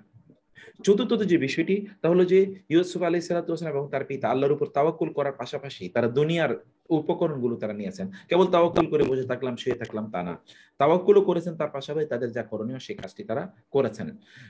পঞ্চম হচ্ছে, যতবারই তাদের বিপদ আপদ যত বেড়েছে, আল্লাহর প্রতি তাদের আস্থা এবং আল্লাহর প্রতি তাদের ধারণা আরো বেড়েছে, আরো বিশ্বাস আরো বেড়েছে, সুধারণা আরো বেড়েছে, যে নিশ্চয়ই একটা বড় পরিকল্পনা হচ্ছে আমাদেরকে নিয়ে, আল্লাহ এই জন্য এগুলো করছে। ষষ্ঠত হচ্ছে যে এখানে আল্লাহ সুবহানাহু ওয়া তাআলা নারীদের কারণ আমি উল্লেখ করেনি, অথচ নারীদেরকে নিয়ে এখানে ব্যাপক ঘটনা, কারো নাম আল্লাহ সুবহানাহু ওয়া তাআলা উল্লেখ করেননি। কারণ কাউকে অপমান করা, লাঞ্ছনা করা, এটি ইসলাম অনুমোদন করে না। আর নারীদেরকে ইসলাম সবচেয়ে বেশি সম্মানের চোখে দেখে থাকে। সপ্তম যে বিষয়টি, তাহলে যে আমরা বলেছিলাম যে কিছু কিছু মানুষ আছে অন্যদের ব্যাপারে কখনো হিংসা করার, যেমন পিতামাতা তার সন্তানের ব্যাপারে কখনো হিংসা করে না, কিন্তু ভাইয়েরা ভাইদেরকে নিয়ে হিংসা করতে পারে। এই জন্য সবকিছুই ভাইদেরকে শেয়ার করতে নাই, সবকিছুই আপন ভাইদেরকেও শেয়ার করতে নাই। এই ব্যাপারে কিছু কিছু জিনিস অন্তত নিজের মধ্যে রাখা দরকার, যেটি আপনি কেবলমাত্র পিতামাতার সাথে শেয়ার করতে পারেন। অষ্টম যে বিষয়টি সেখানে হচ্ছে যে একজন মুসলিম অন্য কারো দাসত্ব করতে পারে না, কাফেরের দাসত্ব করতে পারে না। যেমন এখানে আল্লাহ সুবহানাহু ওয়া তাআলা ইউসুফ আলাইহিস সালাতু ওয়াস সালামের মনিব হিসেবে তিনি ইয়েকে উল্লেখ করেননি, মানে আজিজকে উল্লেখ করেননি, কারণ আজিজ ছিল কাফের এবং তিনি ছিলেন মুসলিম। অতএব এই জন্য সাইয়েদাহুমা বলেছেন সাইয়েদ। যুবকদের কাছ থেকে মাফ পাওয়া, একটু যারা বৃদ্ধ হয়, হাদিসে এসে সহিহ হাদিসে মানুষের যখন বয়স বাড়ে তখন তার সাথে সাথে দুটো জিনিস বাড়তে থাকে। সেজন্য যাদের বয়স হয়ে যাচ্ছে এই ব্যাপারে আমাদের সাবধান থাকা দরকার, কারণ রাসূলুল্লাহ বলেছেন একটা রোগের মতো করে বাড়তে থাকে তার মধ্যে। তবে একটা হলো যে মানুষকে ক্ষমা, মানে খুব কম জিনিসে তিনি হঠাৎ করে তিনি মনে কষ্ট পান, একটু দীর্ঘক্ষণ এটাকে ধরে রাখেন, কিন্তু যুবকদের কাছ থেকে এটা পাওয়া খুবই সহজ। যুবকদের মধ্যে চরিত্রটি আছে এবং এই চরিত্রটি লালন করা তাদের উচিত, এবং বৃদ্ধরাও যেন তারা এটাকে ধারণ করতে পারে সেই চেষ্টাটি তাদের করা দরকার। এবং দশম যে বিষয়, তাহলে যে অতীতের ক্ষত কখনোই খোঁচা মেরে তোলা উচিত নয়। আমাদের টিপিক্যাল বাঙালি মানসিকতা আছে, তাহলে যে আপনি 10 বছর আগের কথা উল্লেখ করে তারপরে মানুষকে খোঁচা দেবেন, এরকম একটা ব্যাপার আছে। এটা যেন আমরা না করি। এই 10টি বিষয় এই হাদিস এই আলোচনাটার মধ্যে আছে। স্যার সালাম আলাইকুম। আপনি যে বললেন বয়স বাড়ার সাথে সাথে দুটো জিনিস বাড়ে, একটা হলো ক্ষমা করতে না পারার প্রবণতা, আরেকটা কি জিনিস? না, ক্ষমা করার প্রবণতা না, দুটো জিনিস বাড়ে হাদিসে এসেছে, হাদিসে, এবং এটা সহিহ হাদিস। একটা হলো কি তুলুল আমাল, তুলুল আমাল মানে হচ্ছে আরো অনেক দিন বেঁচে থাকার স্বপ্ন। আরেকটা হলো কি, আরেকটা হলো মানে আপনার হুব্বুল মাল, সম্পদের প্রতি ভালোবাসা, সম্পদের ভালোবাসা এবং আরো দীর্ঘদিন বেঁচে থাকা। তো সম্পদের প্রতি ভালোবাসারই অংশ, এটা কিছু সাইড ইফেক্ট আছে তার মধ্যে। একটা হলে যেমন ক্ষমা না করা, এগুলো কিন্তু বয়সের সাথে সাথে এগুলো বাড়তে থাকে। আপনি দেখবেন আপনার বাসায় যারা আছে, তো এটা হাদিসের কথা। কোরআনে আমরা আরেকটা নতুন এলিমেন্ট পেলাম, তাহলে যে এটাই তার রাগ করা, ক্ষমা না করা, এরকম প্রবণতা বাড়ে। আপনাদের বাসায় যারা বয়স্ক আছেন, শ্বশুর শাশুড়ি, উভয় পক্ষের কথা আমি বলছি, আবার অথবা বাবা মা, দেখবেন যে তারা কিন্তু খিটখিটে কোনো কিছুতে তারা রাগ হয়ে যাচ্ছেন, তারা এগুলো মনে রাখতেছেন, তারা ক্ষমা করছেন না, আপনার সাথে কথা বলবেন না, অথবা তারা মুখ ফুলিয়ে বসে আছেন। এই কাজগুলো কিন্তু তারা করেন, এটা তাদের বয়সের কারণে এই সমস্যাটা তৈরি হয়। এটা আমাদেরকে we have to understand উস্তাদ জি, it. এখন আমাদেরও এটা হয়, এটা আমাদেরও হয় বয়সের জন্য। এটা বয়সের জন্য এটা হবে তো আপা, এটা ভালো এটা ন্যাচারাল, এটা ন্যাচারাল, এটা এটাকে ন্যাচারাল, মেনে হ্যাঁ, এটা মেনে মেনে নিতে নিতে হবে। হুম। এটার জন্য আমাদের যেগুলো কোরআনের 9 সাথে নম্বর থাকলে পয়েন্টটা অনেক হেল্প হয়। স্যার 9 জি, নম্বর তারপর পয়েন্টটা আরেকবার বুঝিয়ে বলেন। জি স্যার 9 নম্বর পয়েন্টটা আরেকবার বুঝিয়ে বলেন। 9 নম্বরটা তো আচ্ছা 9 নম্বরটা কই জানা গেছে। ও আচ্ছা, এটা বলি তাহলে যে মানে মানে ইয়ের ব্যাপারে বলা হচ্ছে যে হ্যাঁ মানে রিভিউ করতে বললাম পড়াগুলো। জি আচ্ছা 9 নম্বরটা হলো যে মানে যাদের বয়স তুলনামূলক কম তাদের কাছ থেকে ক্ষমা পাওয়া, তারা ক্ষমা করে দেয়া, এই প্রবণতাটা এই শক্তিটা তাদের বেশি, তারা দ্রুত ভুলে যায় এবং দ্রুত তারা ক্ষমা করে দেয়। কিন্তু যখন বয়স বাড়ে তখন এই শক্তিটা মানুষের কমে যায়। আপনি দেখবেন আমাদের চারপাশের দিকে তাকাইলে আপনি এটা দেখতে পাবেন, এই প্রবণতা মানুষের আছে। এটা অভিমানটা বেশি হয় ওস্তাদ জি, অভিমানটা বেশি আপনজনের উপর। এক্স্যাক্টলি, অভিমানটা অনেক বেশি হয়। খুব ছোট ছোট জিনিসে তার কষ্ট লাগে, খুব ছোট ছোট জিনিসে তার কষ্ট লাগে, এটা হয়। আর এর থেকে মুক্তি মানে এর থেকে বেঁচে থাকার চেষ্টা কোনো ইয়ে আছে না। থাকতে হবে, এটা একমাত্র কোরআন, আর কিছু না, কোরআনের সাথে লেগে থাকে। কালকে ওস্তাদ জি আপনি যে বলতেছেন এই যে আমরা তো সবাই হোটেলে, উনি আইসিইউতে, তো ওনার জন্য আমি একটা আয়াত পাঠাই রেকর্ড করে, গত রাত্রে পাঠাইছে। এটা আমাদের ফ্যামিলিতেও, আমাদের ফ্যামিলি গ্রুপ আছে, ওইটাতে পাঠাচ্ছি। আমাদের মানে ফ্যামিলি মানে আমার মার দিকের ওরা, আর এদিকে আমরা একটা ফ্যামিলি আছে, আমাদের ফ্যামিলি। তো 2 নম্বর সূরা 138 নম্বর, সিবগাতুল্লাহি ওয়া মিন আহসানু মিনাল্লাহি সিবগাতু ওয়া নাহনু লাহু আবিদুন। মানে এইটা যে আমার এত মনে লাগছে, আল্লাহর রঙে রঙ্গিত হওয়া, আল্লাহ রং ছাড়া আর কারো কি রং এত সুন্দর হতে পারে? ওস্তাদ বিশ্বাস করেন আমি শুধু কাঁদছি, আমি রেকর্ড করতেছি তখন শুধু কাঁদছি যে আমরা তারই দাসত্ব করে চলেছি, এটা কন্টিনিউয়াস টেন্সে আছে। আমার এত যে ভালো লাগছে, বিশ্বাস আমার মনে হয় আমি এই আয়াতটা কোত্থেকে পেলাম, কিভাবে পেলাম, আমি অবাক হয়ে গেছি। আমি এইটাই করি ফ্যামিলিতে, এগুলা করি, আমি রেকর্ড করি পাঠাই, ওরা শুনে সবাইকে তো একসাথে করতে পারি না। আগে প্রত্যেক মাসে করতাম, সবাই থাকতো, মাঝখান দিয়ে এটা করতে পারিনি বিভিন্ন অসুস্থতার জন্য। জাযাকাল্লাহ খায়ের, অনেক ধন্যবাদ। আসলেই এটা খুবই এটা খুবই গুরুত্বপূর্ণ একটা জিনিস। এটা যদি আমরা একটু উপলব্ধি করতে পারি, জিনিসগুলোকে আমরা যদি এগুলোকে একটু গ্রহণ করতে পারি, তাইলে কিন্তু কোরআনের এই অনুভূতিটা যদি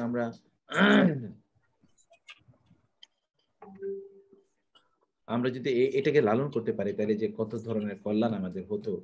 আল্লাহ সুবহানাহু ওয়া তাআলা যেন সেই কল্যাণগুলো মালিক হওয়ার তৌফিক আমাদেরকে দান করেন। আল্লাহর কাছে আমরা সেই প্রার্থনা জানাই। আমিন।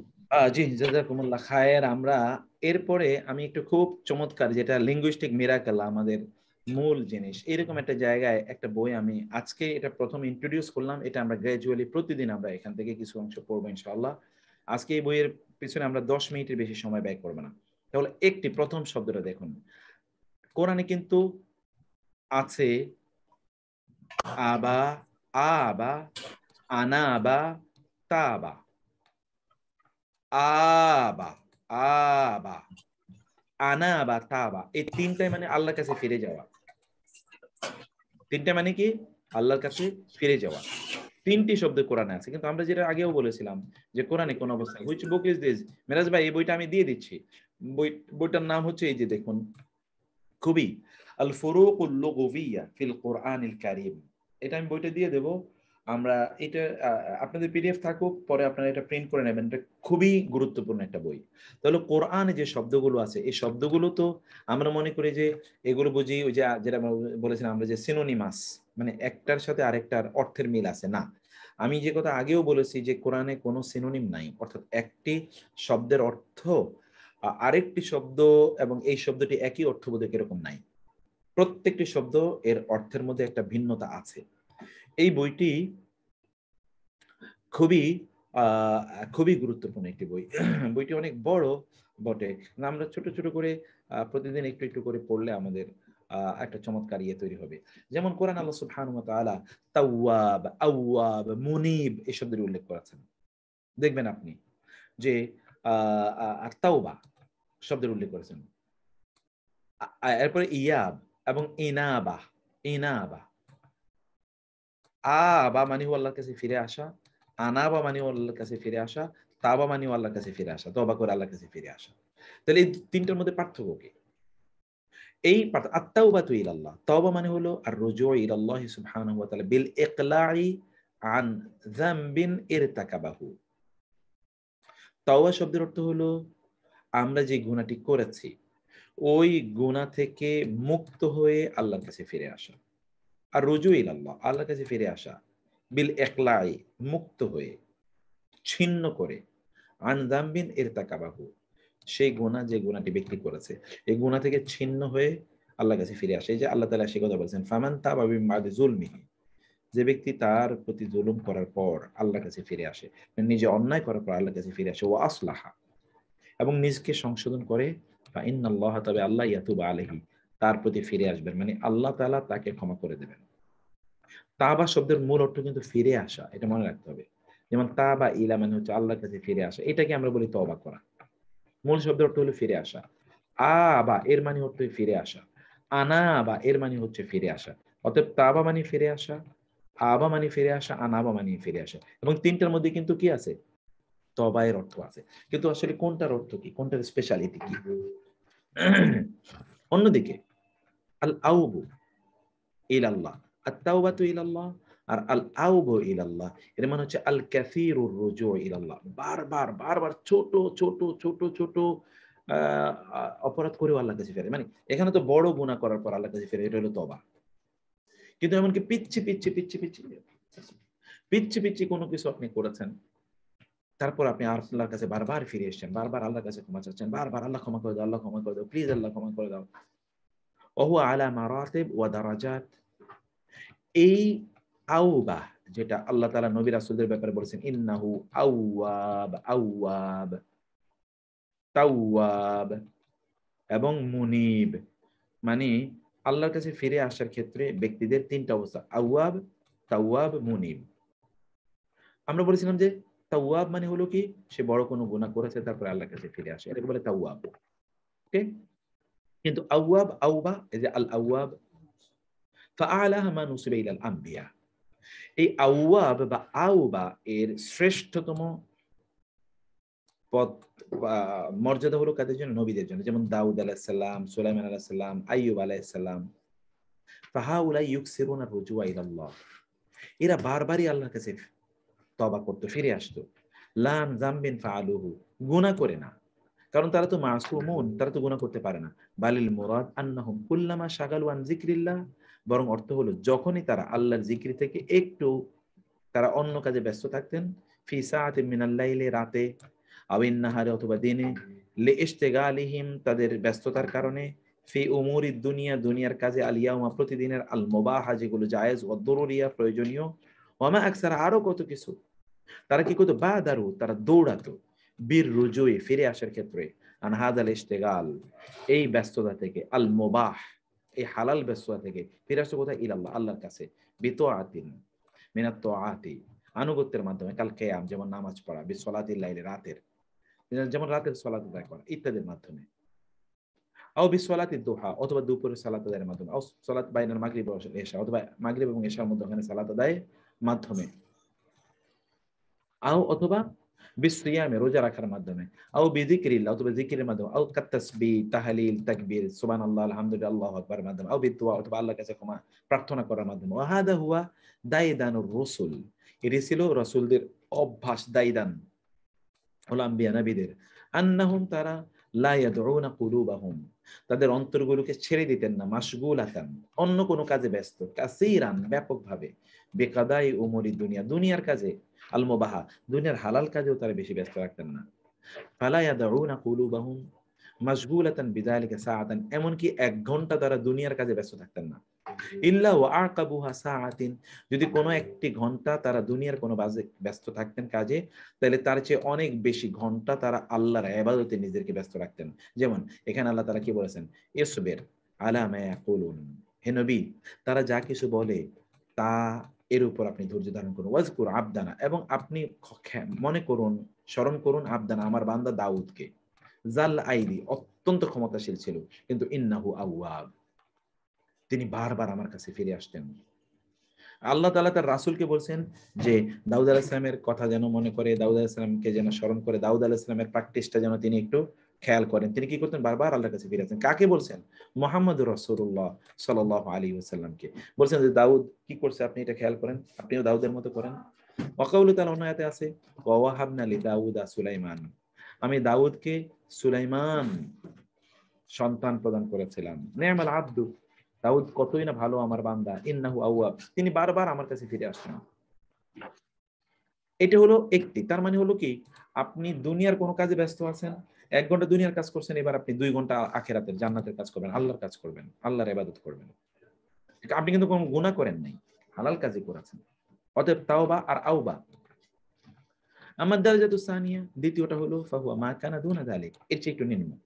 ওহুয়া মা নুসিবা ইলা গায়রিল আম্বিয়া, যেটা নবী ছাড়া অন্যদের প্রতি নিবদ্ধ করা। ওহুম লাইসু মাসুমিন, এরা মাসুম না, যেমন আমরা গুনাহ মুক্ত না। লিযালিকা, ফলে জাযা আন ইয়াকুনাল মাকসুদ মিন কাউনিহিম আওয়াবিন রাজ্জাইনা ইলা আল্লাহ সুবহানাহু ওয়া তাআলা বাদা কুল্লি জিল্লাতিন ওয়াকাউ ফিহা, এর অর্থ হবে যে তারা মিন কাউনিহিম আওয়াবিন রাজ্জাইন, তারা আল্লাহর কাছে ফিরে আসবে, রুজু করবে, তারা বারবার ফিরে আসবে আল্লাহর কাছে, বাদা কুল্লি জিল্লাতিন, একটু পদস্খলনের পর। ওয়া হাযা মা জাআ ফি তাফসীর কাউলিহি তাআলা, এই কথাটি কোরআনের আয়াতের ব্যাখ্যায় এসে, ইন তাকুনু সালিহিনা, যদি তোমরা নেককার মানুষ হও, ফাইন্নাহু কানা লিল আওয়াবিনা গাফুরা, তাহলে আল্লাহ সুবহানাহু ওয়া তাআলা যারা আওয়াবিন, আওয়াব আমরা বলি সলাতুল আওয়াবিন, এই যে আওয়াব, যারা আল্লাহর কাছে বারবার ফিরে আসে, আল্লাহ তাদেরকে ক্ষমা করে দেন। তার মানে কি? তার মানে হলো আপনি তওবা মানে হলো আপনি বড় কোনো গুনাহ করে আল্লাহর কাছে ফিরে আসা, আর আওবা বা আওয়াব, আবা ইয়াব, এর অর্থ হলো আপনি নবী রাসূলদের জন্য তাহলে কোনো গুনাহ করে না, কিন্তু একটু তারা আল্লাহ এর ইবাদত না করে অন্য কোনো কাজে, দুনিয়ার কোনো কাজে, হালাল যেমন আয় ইনকাম করা, ফ্যামিলিকে একটু সময় দেয়া, এই কাজে তারা ব্যস্ত ছিলেন, তারা এবার আল্লাহর ইবাদত তার চেয়ে বেশি সময় করতেন। আর আমাদের বিষয় হলো, যেমন ধরুন আপনি হয়তোবা কোনো একটা খারাপ দিকে আপনার চোখটা পড়ে গেছে অনিচ্ছাকৃত, আপনি হয়তোবা নামাজটা জামাতে আদায় করতে পারেননি, আপনি হয়তোবা প্রতিদিন কোরআন তেলাওয়াত না করে ঘুমিয়ে পড়েছেন। এরকম কোন সিচুয়েশনে আপনি বারবার আবার আল্লাহর কাছে ফিরে আসা, আল্লাহর কাছে ফিরে আসা। কোনো অপরাধ করলেই, ছোট অপরাধ, বড় না, আল্লাহর কাছে ফিরে আসা, এটা হলো কি আল আওয়াব, এটা হলো আল আওয়াব। আমি যে কথা আপনাদেরকে বলেছি রাসূলুল্লাহ সাল্লাল্লাহু আলাইহি ওয়াসাল্লামের কথা একবার চিন্তা করুন তো। রাসূলুল্লাহ সাল্লাল্লাহু আলাইহি ওয়াসাল্লাম, তার তো কোনো গুনাহ নাই, কিন্তু তিনি কোনো রাতেই কোরআনের 100 আয়াত না পড়ে ঘুমাতেন না, অথচ কোরআন তার উপরে নাজিল হয়েছে। অথচ তিনি নামাজের মধ্যে লম্বা সময় জুড়ে কোরআন তেলাওয়াত করেন। অথচ তিনি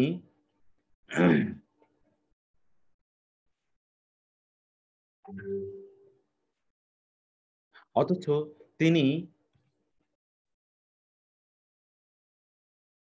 ভুলে যাওয়ার কোনো সম্ভাবনা নেই কোরআন, কিন্তু তারপরেও তিনি দেখেন তো এক মুহূর্তের জন্য কি তিনি কোরআনকে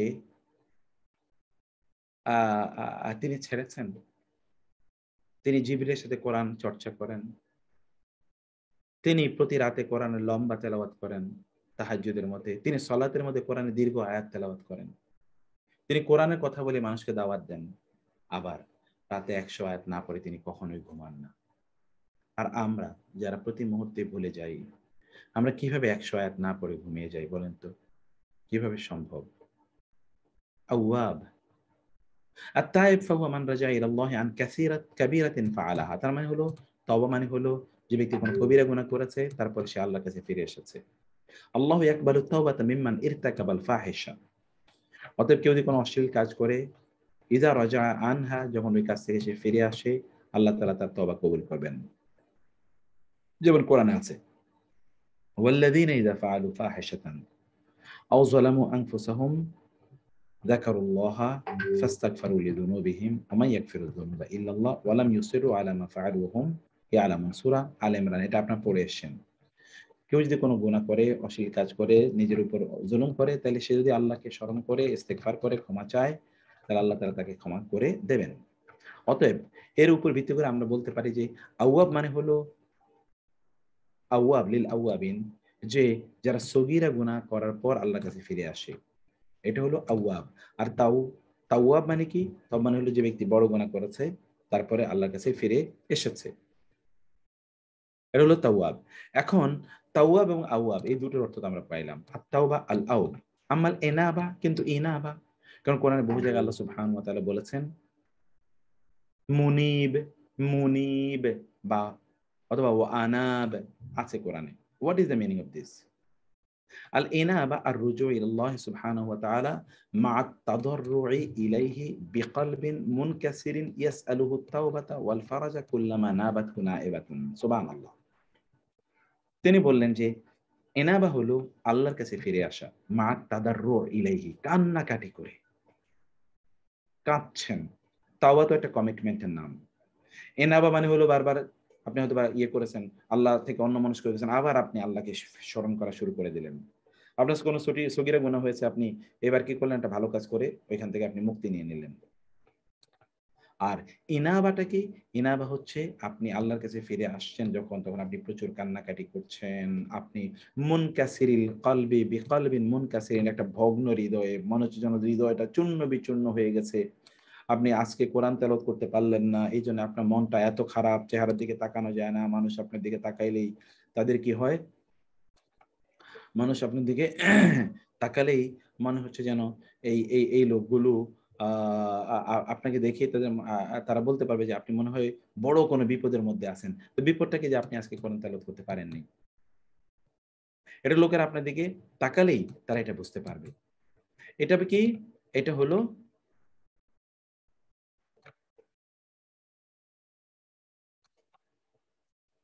এটি কি?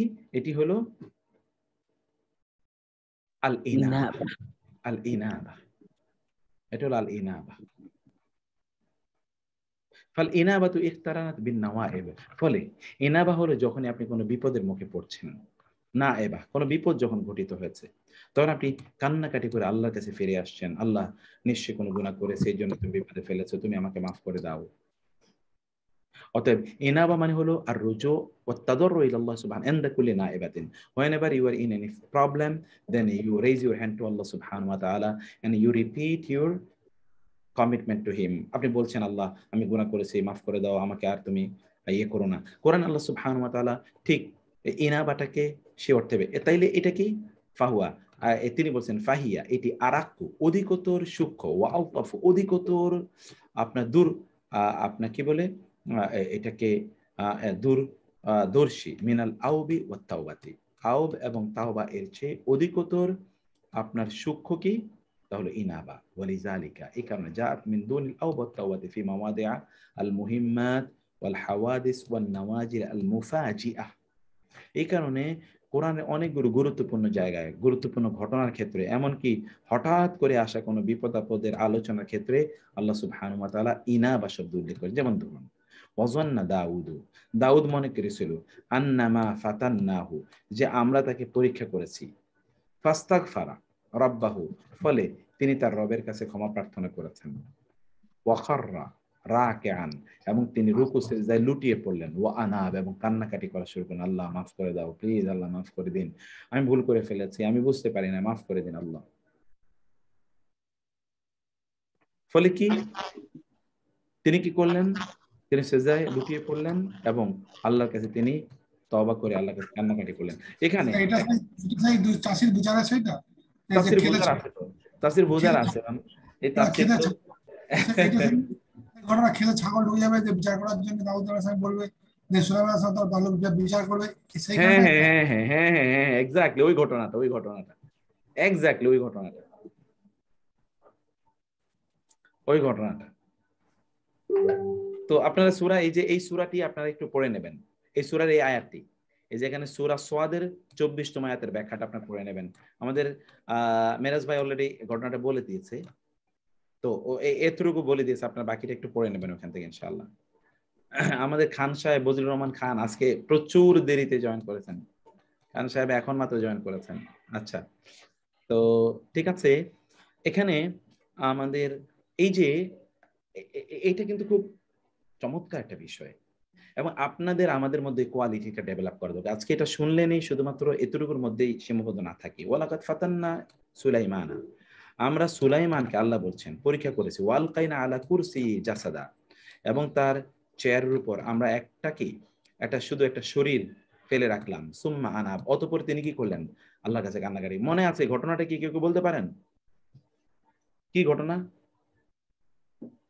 হয়েছিল? সেটা খুব রুগ্ন পাতলা একটা ছেলে, মানে ও যেই ছিল অনেক অনেক অনেক সন্তান হবে বলে প্রচুর, কিন্তু একটা রোগা পাতলা বড় আলেম, মাশাআল্লাহ মাশাআল্লাহ, আপনাকে আল্লাহ তাআলা সত্যিকারের দ্বীনের গভীর জ্ঞান দান করুন।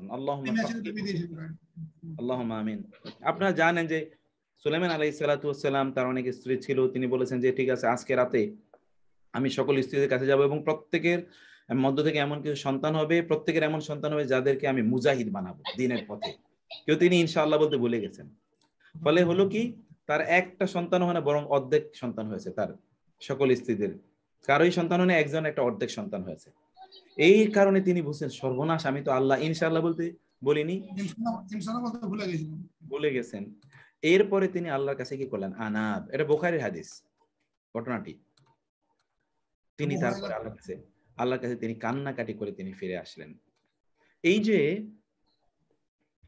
বিষয়টি আমাদের এই তিনটি শব্দের মধ্যে দেখেন, গোটা আল্লাহ সুবহানাহু ওয়া তাআলা গোটা আমাদের জীবনটাকে তুলে ধরেন। ওয়ালিযালিকা ইখতারানাত মিন দুনি তাওবাতি ওয়াল আউবি বিতাআহু, এবং এই কারণে এই শব্দটি তাআহু এর সাথে আছে। যেমন দেখেন কোরআন আল্লাহ সুবহানাহু ওয়া তাআলা ইব্রাহিম আলাইহিস সালামের ব্যাপারে কি বলেছেন? ইন্না ইব্রাহিম, নিশ্চয়ই ইব্রাহিম, লা হালিম, অবশ্যই ধৈর্যশীল, আওয়াহ মুনিব, তিনি কি? আওয়াহুম মুনিব, মানে হচ্ছেন তিনি খুব ধীরস্থির, কিন্তু তিনি কি? মুনিব, আল্লাহর কাছে তিনি বারবার ফিরে আসেন। হালিমুন আওয়াহুন মুনিবুন। আমরা ইনশাআল্লাহ আমরা কোন এক সময় আরেকটু সামনে আগাই, কোন এক সময় এর সাথে সাথে প্যারালালি আমরা একটু তাফসিরের অথবা একটু সেশন রাখবো, যেখানে আমরা একটু গভীর আলোচনা, যেটি আমি বারবার বলি যে একটু গভীর আলোচনায় আমরা কোরআনের কাছে যাই, যেন কোরআনটাকে আরো মজা করে আমরা উপলব্ধি করতে পারি। এখানে দেখেন ইব্রাহিম আলাইহিস সালামের ব্যাপারে আল্লাহ তাআলা কি বলেন? আল্লাহ হালিম আওয়াহ মুনিব। এই গুণগুলোর অর্থ কি? এই গুণগুলো তো আল্লাহ এমনি বলেছেন, তো এই গুণগুলো আমাদের মধ্যে থাকতে হবে না? এগুলো হালিম মানে কি? হালিম মানে হচ্ছে ইব্রাহিম আলাইহিস সালাতু ওয়াস সালাম তিনি কি করতেন? তিনি প্রচন্ড ধৈর্যশীল তিনি ছিলেন। ধৈর্যশীল মানে কি? অর্থাৎ কেউ যদি তার উপর কোনো জুলুম করত, তাহলে তিনি দ্রুত সে জুলুমকারী এর বিরুদ্ধে তিনি ব্যবস্থা নেবেন, এটা তিনি করতেন না। তিনি খুব ধীর স্থির করে করতেন। অথবা মানুষরা তাকে কষ্ট দিলে তিনি ধৈর্য ধারণ করতেন এবং তাদেরকে তিনি ক্ষমা করে দিতেন। এই হালিম শব্দের মধ্যে তিনটি অর্থ আছে, কারণ হালিম আল্লাহর গুণবাচক নাম। আওয়াহ মানে হচ্ছে তিনি আল্লাহর কাছে ধর্ণা দিতেন বারবার, আল্লাহর কাছে তিনি আশ্রয় প্রার্থনা করতেন। কি করতেন?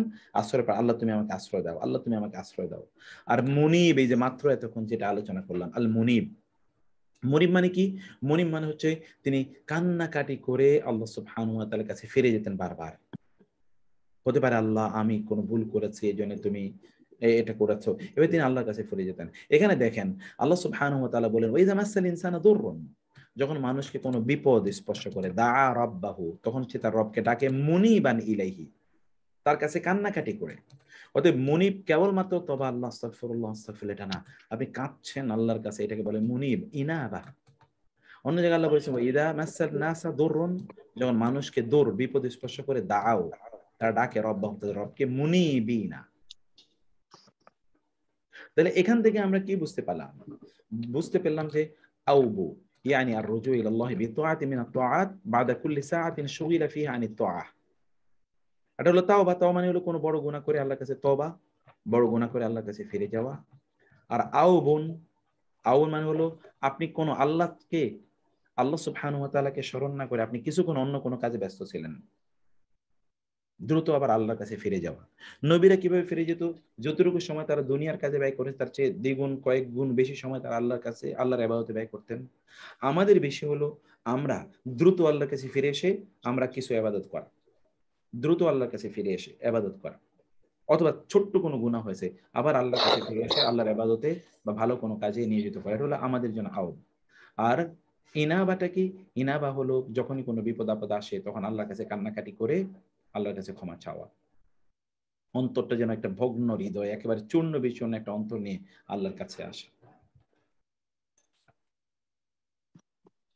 এরপরে শব্দটি কিন্তু আল আখির আর দাবের, এটি আমরা 2 নম্বর শব্দ। এটা আজকে তো লম্বা আলোচনা করেছি এবং এটি আপনাদের মাথায় রাখতে হবে। এটা নিয়ে আমরা কালকে ইনশাআল্লাহ পরবর্তী ক্লাসে এটা নিয়ে আমরা আসসালামু আলাইকুম জি স্যার। এই যে সুলাইমান আলাইহিস সালামের যে আসরের নামাজ যে একদিন ছুটে গিয়েছিল, সেটা কি ইনাবাই হবে না তাওয়াবা হবে? ওই যে ঘোড়াগুলাকে যিনি, এটা তো ইনাবা এবং ইনাবার পর্যায়ে না। হ্যাঁ ওইটা ইনাবা না। ইনাবা তো এটা ভিন্ন জিনিস। ইনাবা না, ওইটা আমরা কি বলেছিলাম? আউবুন। সেখানে ইব্রাহিম আলাইহিস সালামের সুলাইমান আলাইহিস সালামের আল্লাহ সুবহানাহু বললেন আওয়াব, ইন্নাহু আওয়াব, নি'মাল আবদু ইন্নাহু আওয়াব। আওয়াবটা কি? আওয়াব হলো তিনি কিন্তু ইশতিগাল, এবং ইশতিগালও কিন্তু অবৈধ কাজে না। যুদ্ধ করবেন, যুদ্ধের জন্য ঘোড়া তিনি তৈরি করছিলেন, তাই না? যুদ্ধের জন্য তো তিনি ঘোড়া আসলে তৈরি করছিলেন, কিন্তু তিনি আসরে সালাত আদায় করতে পারলেন না। পরে তিনি কি করছেন? সব ঘোড়া তিনি জবাই করে ফেললেন। এটা পরেই হলো তো বাতাসের মধ্যে যে যানটা চলতো সেটা আল্লাহ দিলেন। এরপর আল্লাহ তাআলা তাকে বাতাস তার জন্য বাহন বানিয়ে দিলেন। আচ্ছা ওস্তাদ জি, এখানে সুলাইমান নবীকে তো আল্লাহ তাআলা অনেক নলেজ দিয়েছেন, নিউ টেকনোলজিটাও দিয়েছিলেন, মানে আপনার স্থানান্তর করতে পারে একটা রাষ্ট্র থেকে একটা। কিন্তু এখানে পিঁপড়ার নেত্রীর যে তার একটা নলেজ, মানে শিক্ষার একটা বিহেভিয়ার যে শিখালো, এটা কেন আল্লাহ তাআলা একটা পিঁপড়া দিয়ে কেন তো বলছে? তা ওনার কি আরো কিছু অসম্পূর্ণ ছিল, এই জন্য পিঁপড়ার নেত্রী দিয়ে সেই নলেজটা দিল যে কিভাবে মানে পরিচালনা করাটা। ওই নলেজটা কি আল্লাহ ইচ্ছে করে করেছেন একটা পিঁপড়া থেকে তোমার আরো জানাবে? এক্স্যাক্টলি। এটা কিন্তু দেখেন একই ঘটনা কিন্তু ইয়ের জন্য হয়েছে। এই যে এটা আরেকটা হয়েছিল মুসা মুসা আলাইহিস সালামের জন্য, মুসা আলাইহিস সালামের জন্য, ঠিক একই ঘটনা কিন্তু মুসা আলাইহিস সালামের জন্য হয়েছে। এই জন্য মুসা আলাইহিস সালাতু ওয়াস সালামও কিন্তু একই কাজ করেছেন। যখন তাকে বলা হলো যে ইয়ের কি শ্রেষ্ঠ বক্তা বা শ্রেষ্ঠ জ্ঞানী, এরকম তখন আল্লাহ এক্স্যাক্টলি তার নিজের প্রতি ইঙ্গিত করলে অন্যদিকে আল্লাহ সুবহানাহু বলেন ঠিক আছে ওইখানে যাও, তোমার চেয়ে বড় জ্ঞানী আছে, সেখানে আমার বান্দা পেয়ে যাবে। এই হচ্ছে আর কি অবস্থা। এটা আমার কাছে একটু যে একটা পিঁপড়া থেকেও একটা আল্লাহ তাআলা ইঙ্গিত দিয়ে দেখো, তার বিহেভিয়ারটা দেখো তোমাদের। এই জন্য এই আয়াতটা একটা মিরাকল অফ দ্য কোরআনের মধ্যে পড়ে। এটা যদি আপনি একটু বলতেন। তারপর আমি একদিন এটা আমার ফ্যামিলিকে নিয়ে, আমরা তো মান্থলি একটা মানে আপনার জুমে আমরা বসি, তো আমি এই আয়াতটা বলছে আমার কাছে যে এত মানে মনে হলো যে আসলে আমাদের জ্ঞান কত যে আল্লাহ তাআলা কত দিকে যে আটকাইতে পারে আমাদের। আমরা মনে করি আমার অনেক জ্ঞান আছে, আমি এটা পারি ওইটা পারি, আসলে কিছুই না। একটা নবীকে আল্লাহ দেখাচ্ছে একটা পিঁপড়ার থেকে তুমি নলেজটা নাও। তার নেত্রী একটা পিঁপড়া, তার নেত্রী তার জাতিকে কিভাবে সে সম্বোধন করে মানে সাবধান বাণী করছে এইখানে। এটা যে মানে সে তো সুলাইমান নবী তো অবাক হয়ে গেল, আল্লাহর কাছে সাথে সাথে মানে সে কৃতজ্ঞতা প্রকাশ করলো, আল্লাহ এখান থেকে তো আমার নলেজ নেওয়ার জন্য বাকি ছিল মনে হয়। না এক্স্যাক্টলি ঠিকই বলছেন।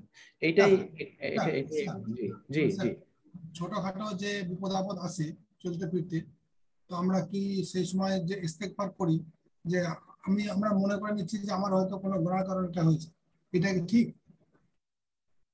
হ্যাঁ আবার বলেন তো।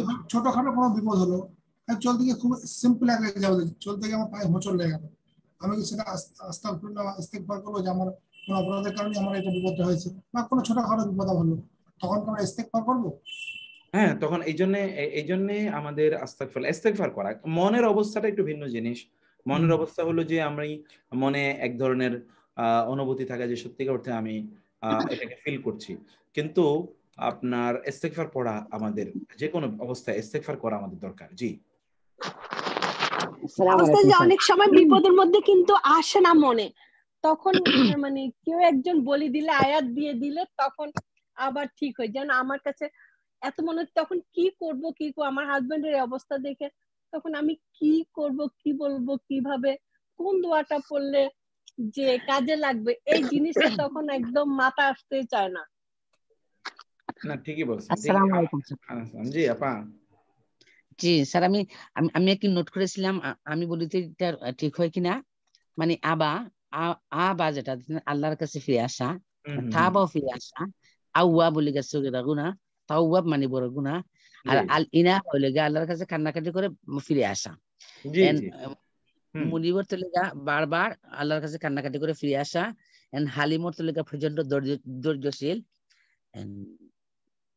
মানে আর আউয়া আউয়া বলছেন কি, এটা কি আল্লাহর কাছে ধরনা দেওয়া, আশ্রয় প্রার্থনা করা, আশ্রয় প্রার্থনা, আউয়া মানে আশ্রয় প্রার্থনা করা। জি জি জি জি স্যার, আমি নোট করেছি।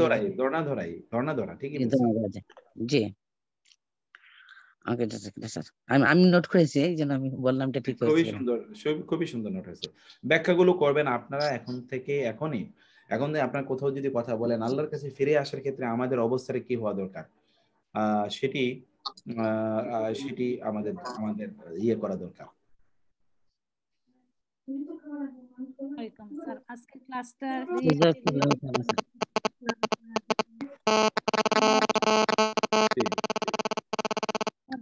এরকম কোরআনে অনেক শব্দ আছে, যেমন স্যার শুনতেছেন? হ্যাঁ শুনতেছি তো। যেমন সূরা ইয়াসিনের মধ্যে আসছে যে আমরা বানিয়েছি প্রাচীর, যেমন ওয়াজালনা মিন বাইনি আইদিন সাদ্দা। তারপর সূরা হাদিদে আসছে বিসুরিল্লাহি বাব, এখানেও একটা প্রাচীরের কথা বলা হয়েছে। আজআল বাইনাকুম ওয়া বাইনাহুম রাদমা, এখানেও একটা প্রাচীরের কথা বলা হলো। আম্মাল জিন, এগুলোই সব পড়বো। এই যে আপনাদের এখানে এই শব্দগুলোই আমরা এখানে বিস্তারিত হয় পড়বো। এই যে এখানে দেখাচ্ছি আমরা কত ধরনের শব্দ আছে, এই যে আপনি যা বললেন না সব এখানে আছে, দেখেন কত শত শব্দ আছে। অনেক সময় জানতে ইচ্ছা করে যে কেন এগুলো আমরা পড়বো ইনশাআল্লাহ। আল্লাহ সুবহানাহু ওয়া তাআলা যেন আমাদেরকে তৌফিক দেন, আমরা সবগুলো জিনিস এখানে আল্লাহ গ্রাজুয়ালি জি বইটা গ্রুপে দিয়ে দেন।